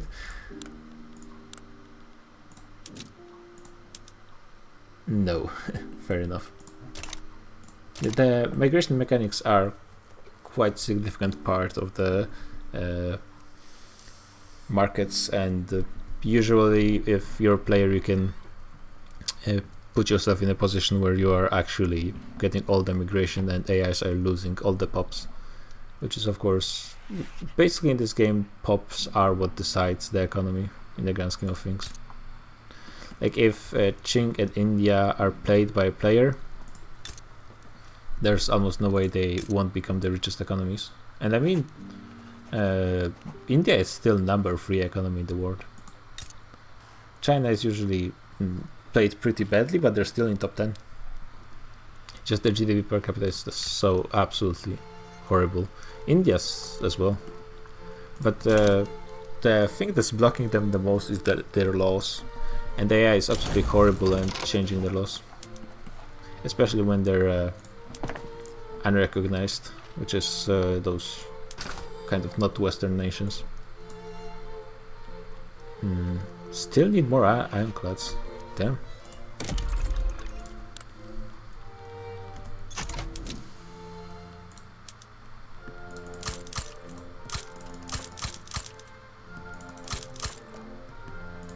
Yeah, America's shipyards are coming back, built by the Spanish. There's so much things I could build in Texas and California, and I probably should. It also has a good effect because there's local prices in states, so if there's something produced locally, it will have a bit smaller price, so it will have a good effect on other industries. Though at the same time, it does mean those industries themselves are a bit less productive. So it is a two-handed sword a little bit. Though generally speaking, I just want more production of everything pretty much. And you can see there's a lot less penalties for construction now. 0 for Texas looks like, and only -1 for California. So I can freely start building stuff there.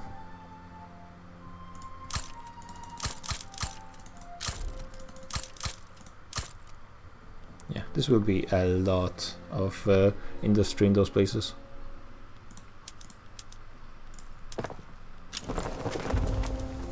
Now Russians are coming up. Mexico is, which is now my richest state currently. If I look at ledger and states by GDP, it looks like that Great Britain is still the strongest states in the game, which is interesting.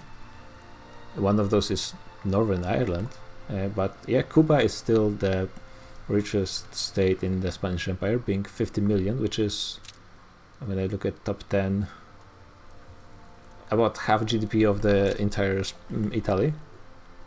Navarra is just behind though, which is interesting.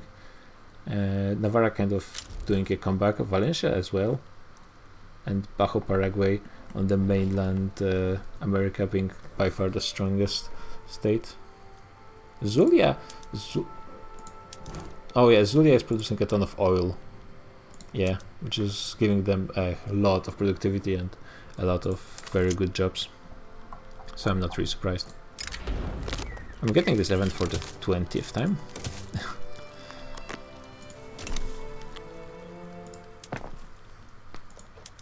Okay, now I can switch to arc welding. Is there even... I think I started getting techs way slower because I'm just ahead of AIs. And usually you get tech by spreading, but when there's no tech to spread, it just slows down.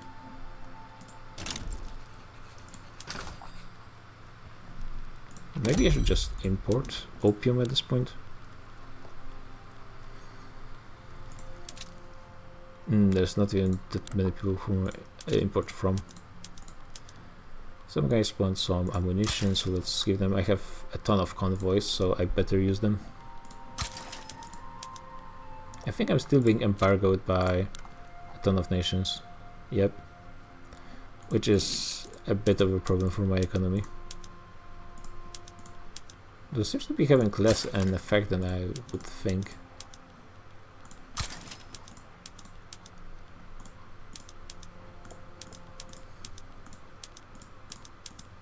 Basically, I'm trading with France and Japan for the most part. Japan is in the same market with China, so that's actually a pretty significant market, at least when it comes to POPs. And POPs have their needs that need to be fulfilled, so that's something I can benefit from. Need more engines. That's going to be done in just 23 weeks. Wait, I am solving this issue, right? Okay, in 12 weeks, strike will be prevented.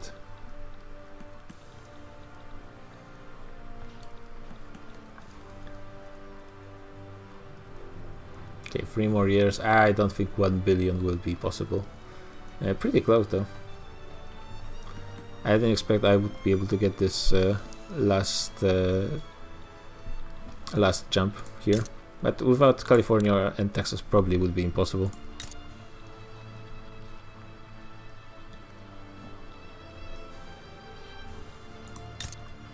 Yeah, but I'm surprised in the end the centrally controlled economy is pretty damn good. It's just you get so much money, which means you can increase your construction to so much, but it's only good for giant economies where you can actually do something with this construction. Though at the same time, that's the case for pretty much every economy. And as a centrally steered economy, you also get an opportunity to use this money for other things. So I also can afford to have the biggest navy and the biggest army without any problems. So yeah, I guess central control of economy is pretty good because of all the money it gives you. Is America the best country to play as? Well, that kind of depends what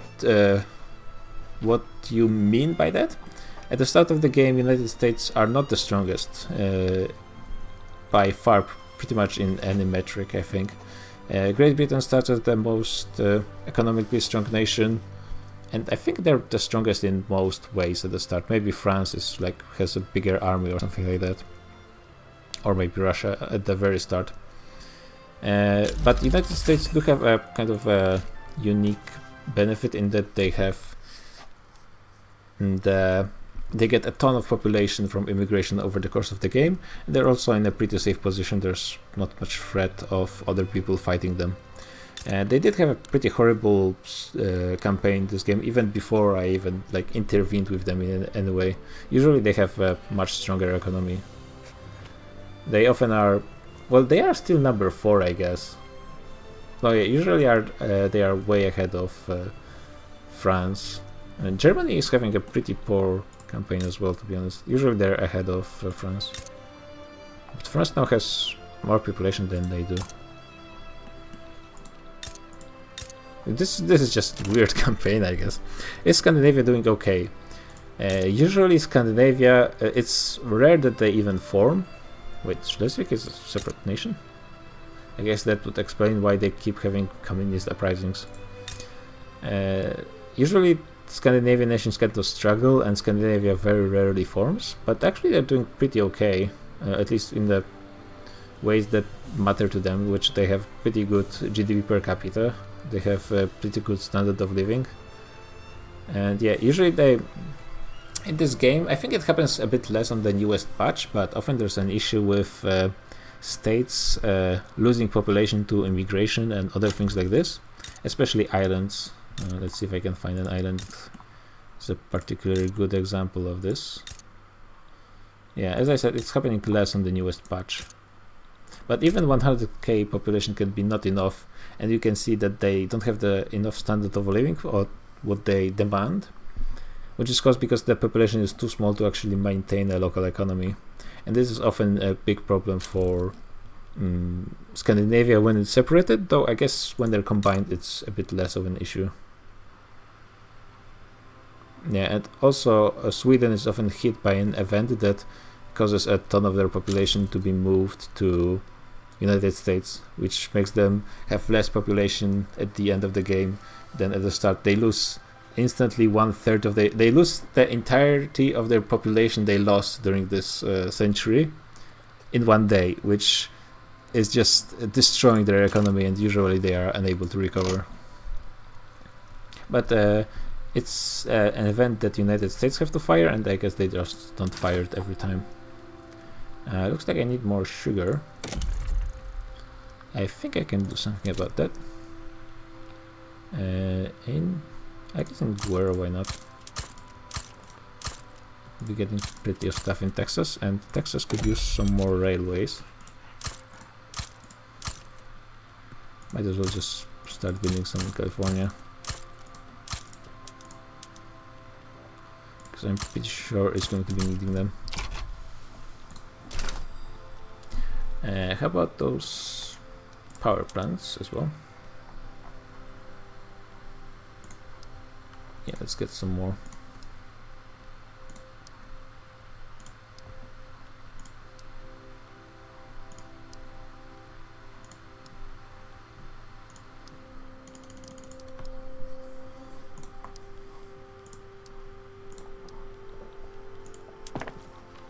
Got 17 more weeks of construction. I'm just building so much stuff. Like at the start of the game, you're building one building with sometimes with the smallest nation.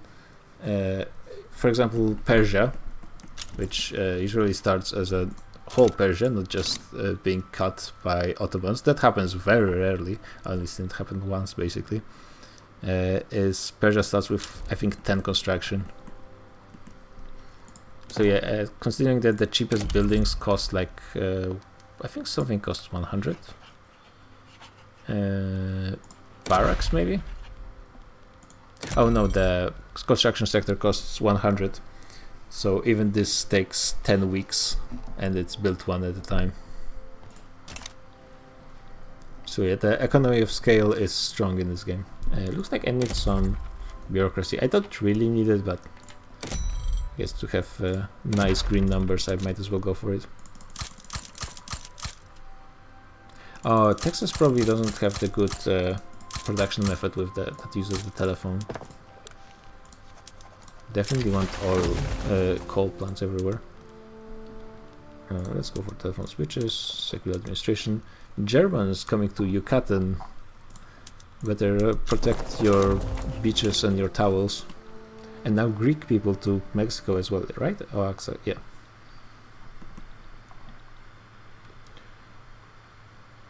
That's pretty healthy population. I think my GDP just dropped a little bit. It could be because Texas is losing market access. Yeah, the problems with population are being slowly fixed in here. So that's good.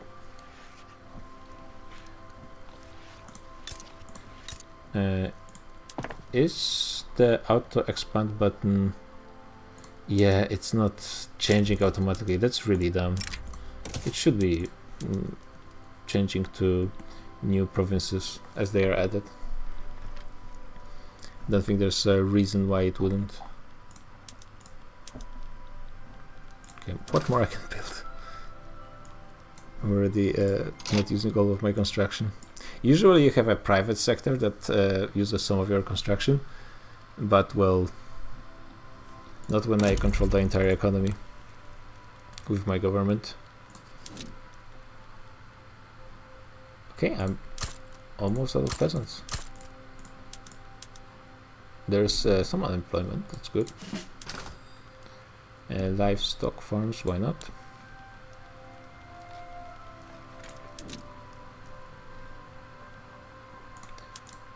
I guess, yeah, I could get some of those in Texas. Yeah. That should solve this problem. It's, I think I have all that. Still some gold mines.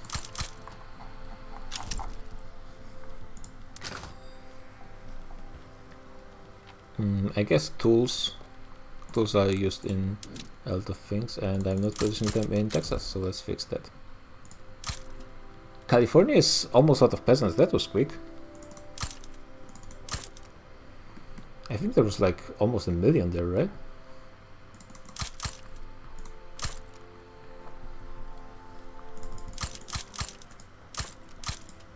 There's still a decent employment in Veracruz, so I need to do something about that.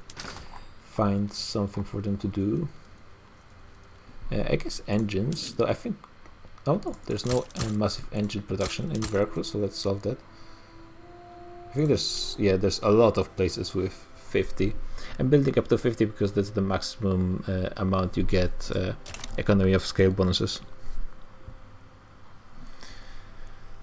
Oh, that's going to be pretty long session, but I think we should be finishing in a few more minutes. I'm just keeping on speed 5 at this point.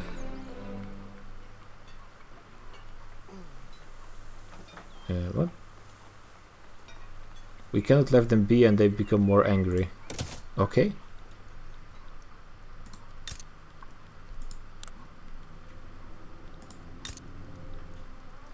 Yeah, Texas is having some issues with infrastructure. I think California lost a good chunk of their population. I think they had... Oh, maybe not. I'm actually not entirely sure. But yeah, the automatic expansion, forgetting to turn it on. Well, I didn't even realize I had to turn it on. Was a bit of a mistake, which caused them to lose access to the main market of Spain. Romanians showing up now. I am expanding it in... Okay. Just I don't think they even have full employment in Nevada, because there's barely any people here. Yeah, I think they changed in the newest patch that the minimum population, it used to be 40 and now it's 100,000, but it's still... It looks like the people don't really immigrate once it gets around 100,000, but that's still not enough for a lot of things.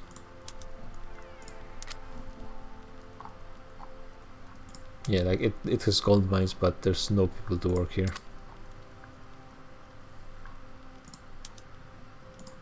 Like, I think most people are working at the university, which I guess fine.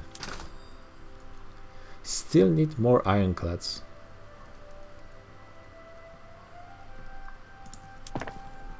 I think I'm building them. Okay, that's fine.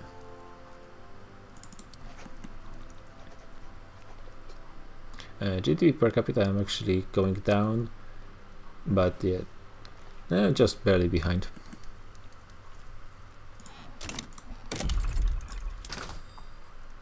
Lead is difficult to get for me. Coal I could always get. Pretty sure. In Texas, for example. New Mexico as well. Patagonia.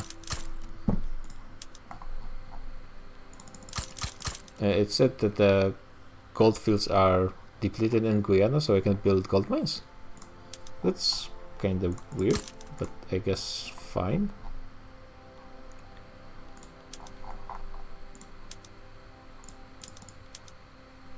Yeah, I still need to build more stuff, I guess, in Texas, mostly. What more am I missing? I guess I could get some fish there. Well, in some places, fish are used for groceries, so it's not surprising that there's some demand for it. It's also a pretty good building to get. At the start of the game, I mean. California. Okay, the strike. Yeah, keeping promises. First time I managed to solve the strike.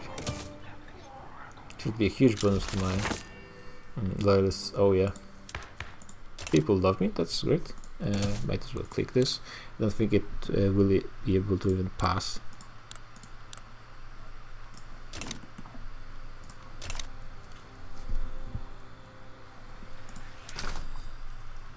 Lead is a problem.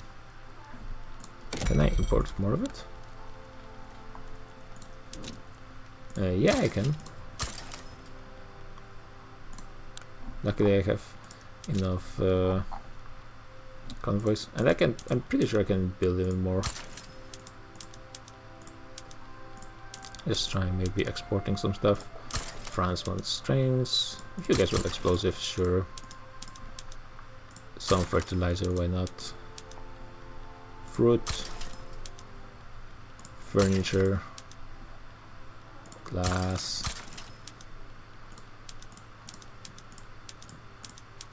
Yeah, too bad people are still embargoing me.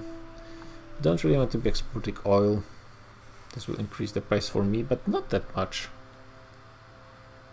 Well, let's try it. At this point, it won't even grow to its... the trade routes are growing over time.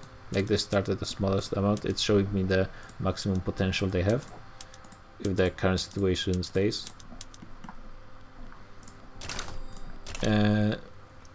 Well, I have maximum construction and I'm still making money. The economy is booming. Restore protectionism. That's interesting. It's using different wording if it's something that was changed by force. It doesn't really matter much, but that's just interesting. Tanks, really don't have much use for those, but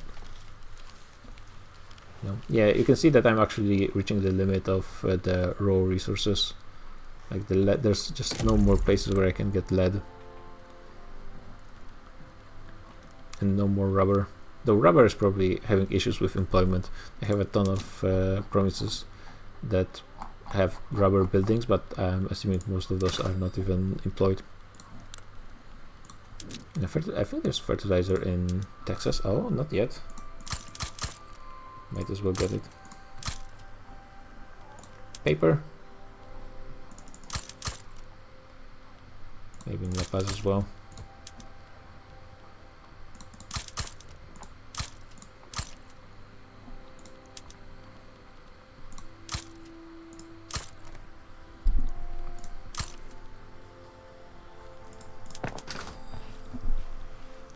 And I guess some more iron. In Arizona that doesn't have any workers, okay.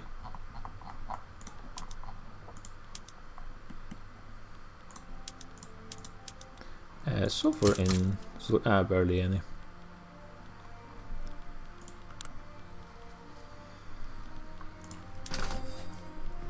Yeah, just now waiting the last year till the end of the game. Clicking buildings. People are leaving my beautiful nation. Do they need more infrastructure? They're actually doing fine now in infrastructure. The desert states doing not as fine, but that's nothing I can do. Yeah, and you can see, despite America's, I think America is embargoing me. Yeah, but it's only one way. So they can trade with me anyway, they can import from me, they can export from me, but they are covering the cost in convoys. But I cannot do this to them. Which unfortunately, I think is limiting my economy a little bit.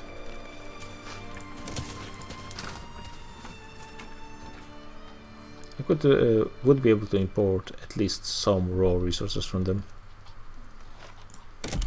Though yeah, if it's the economy, I'm reaching the limits of my economy in 1934, that's fine. I guess never hurts to have a bit more steel.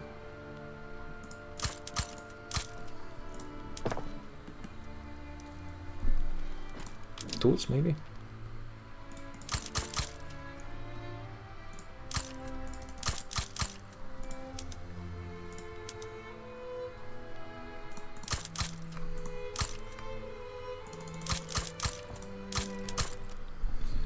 Can I get some kind of maybe food resource in Texas?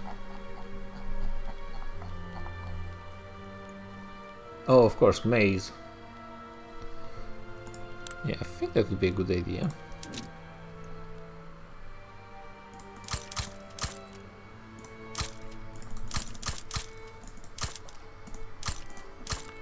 Let's take a quick look at the electricity situation.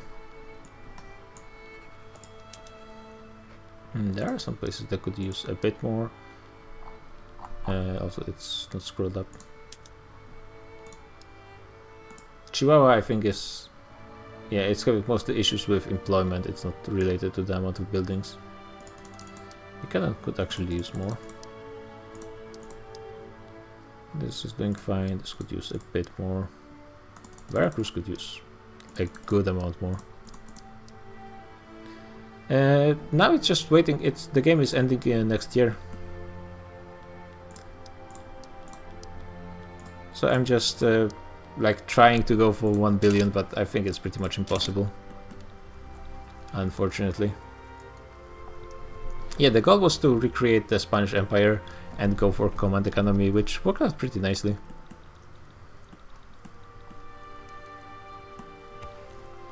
Yeah, beat up United States, France, Great Britain, Austria. At the beginning, Austria was really, when I was still fighting the post-colonial nations, Austria was just going to the Americas all the time.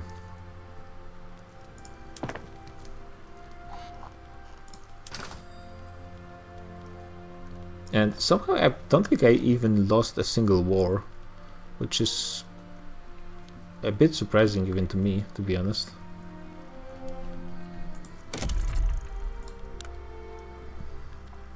But I always somehow manage to just wiggle my way into victory. Even if I think I had to give France one state once as a payment for helping me. But earned it, it was just working out.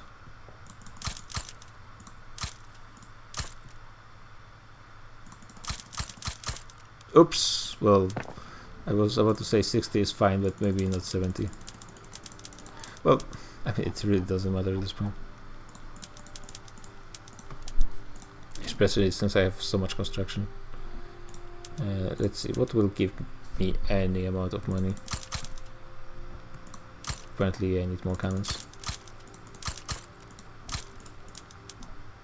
There is some money to be made in furniture, apparently. More Belarusians. Oil? That's rare that I'm still discovering resources.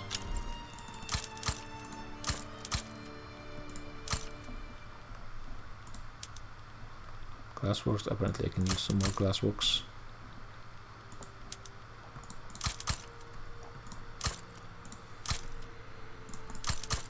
Yeah, I think the vast majority of people will be employed once those buildings are finished. And there's the internal migration is also solving the issues with like there's a lot more buildings in certain states than the others. As you can see, this is the GDP map mode. Again, South America, there's basically 3 states that count for anything, especially south of Venezuela, which is getting the boost of oil. Actually, not in all states. This is a pretty good state for its size. Oh wait, yeah, it still has oil, which is what's carrying those states. More rubber.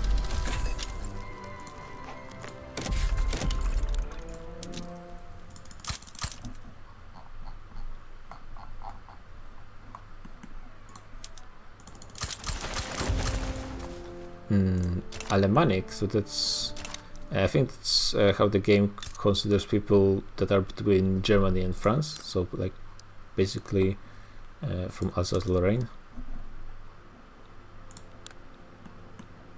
And also Swiss people, I guess. Oh yeah.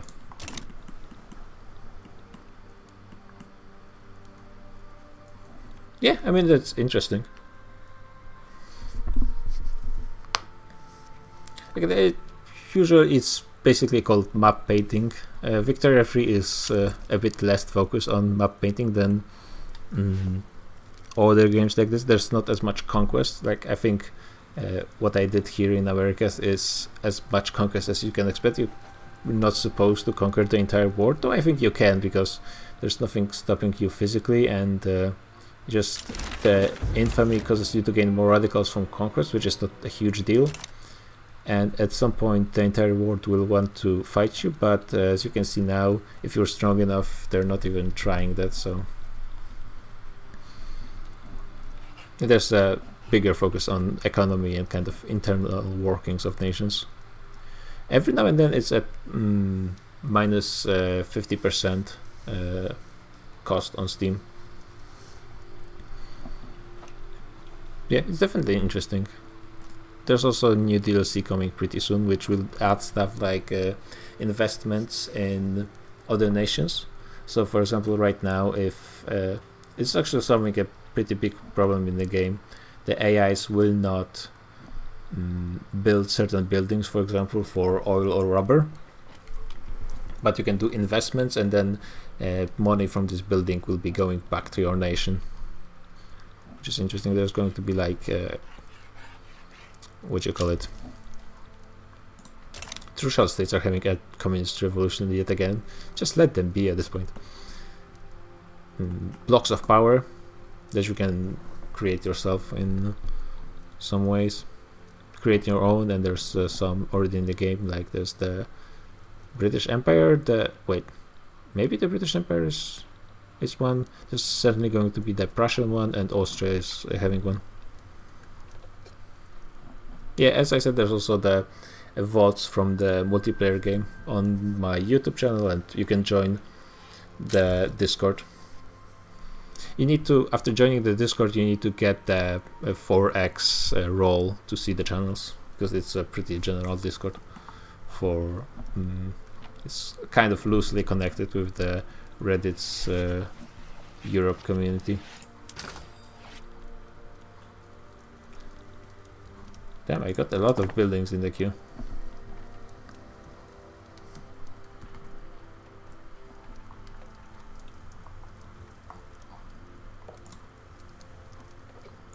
Oh, you joined your Goober, right?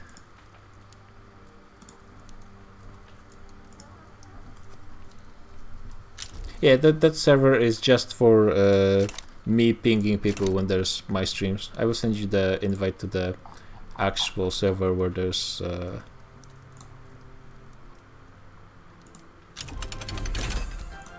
where we play the multiplayer games.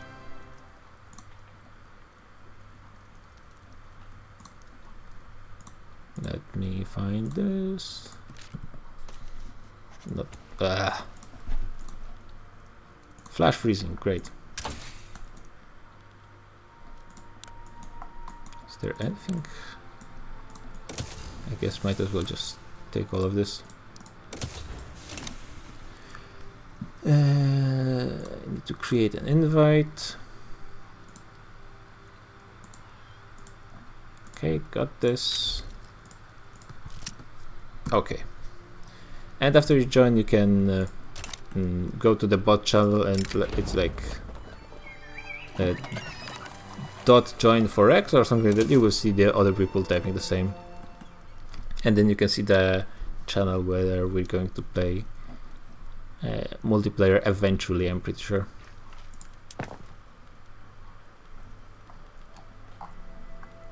Damn, I'm going to be actually pretty close to 1 billion. I wonder if I managed to get the command economy a bit quicker than in the last 20 years of the game, if I would be able to actually get it done. Oof, rubber price is going up and up. It's basically me using all of it. Oil is even becoming expensive.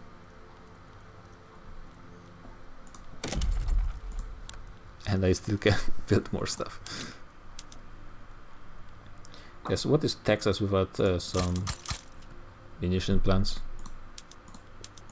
Shipyards actually would be earning some money. Steel.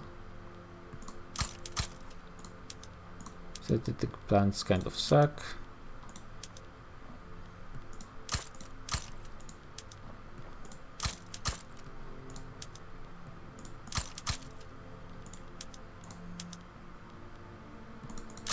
Yeah, you can see that when I stopped adding buildings for a second, the natural increase in population actually caused the peasants to appear. I'm actually number 3 in population. I managed to overtake Great Britain.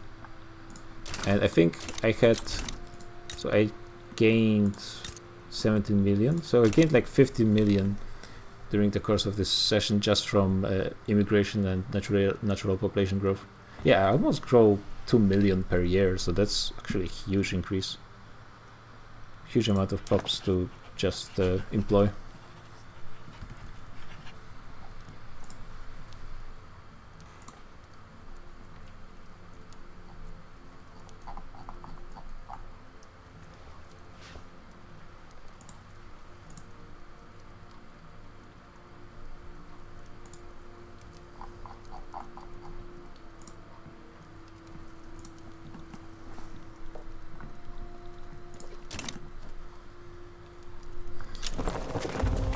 Even more people showing up. Yeah, all those immigrations are adding up over the time. You can see that, well, there's a huge increase from annexations, but even despite that, the curve generally is more and more steep.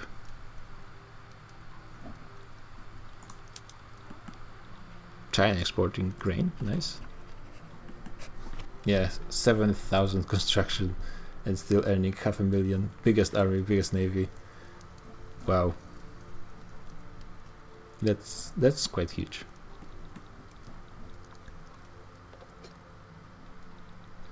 I think I had a production method for something related to fish. Russia held a peasants' revolt. Again, probably people will help them, so that's not going to be an issue for them.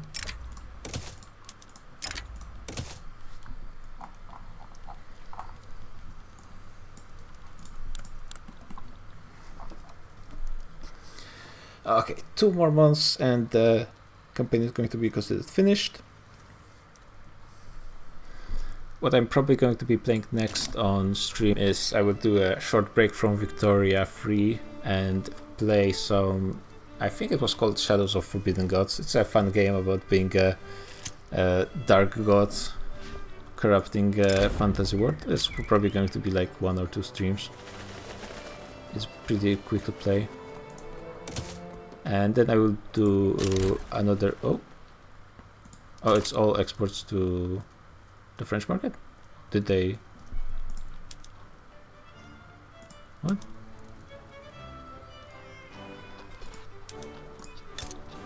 Russia joined the British market. Oh, wow. Are they a great power?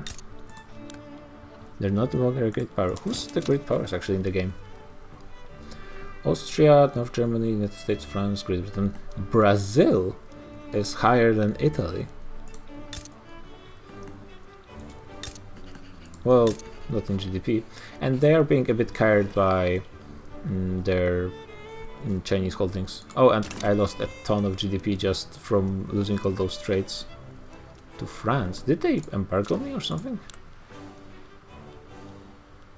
Yeah, that sucks. And now they're just importing it back on their own. Oh, okay, game over. Game over, man. Game over. Prestige has some interesting curves. Prestige is very highly dependent on your military and especially on your navy. So it's not surprising that when I was expanding my navy and then sometimes reducing it for like upgrading and so on, it's things that happened. Population standard of living, for some reason it's only counting from 1922, some of those things. Especially for GDP, that's sad, unfortunate. Yeah, the biggest part of my population was machinists, not surprising. Over time that's what usually ends up happening. Most strength is for bureaucrats because they control all the buildings. And they're not all pops were actually accepted in my nation, so that's surprising that Afro-Caribbean actually hold that much political strength. I think they were being prosecuted. Yeah, but the Americans were actually 10% of my nation by the end, so almost 1/3 of what the Spanish had, but there were a ton of different, like German, 2% were Germans, 4% Mexicans, 1.5 Uruguayans. That's actually a huge amount of Uruguayans, but almost the same amount as Russians. Yeah, a lot of different pops and cultures. Still maintaining Catholics, but a surprising amount of atheists. Usually some AIs turn atheists. This is like one thing they do. They don't change many laws, but they do become atheists. Okay, yeah, so that was a very nice campaign. I'm surprised how well the command economy ended up working out. So that was a pretty nice experience in the end. And managed to achieve pretty much all of my goals in the end. So it was in the between taking Brazil or retaking original Mexican borders, well, about from United States, and I went with expanding to Mexico because directly expanding is more fun than gaining a puppet. I wasn't going to integrate Brazil because no, it wasn't the original part of Spanish Empire. So yeah, GG guys, and see ya probably in a few days.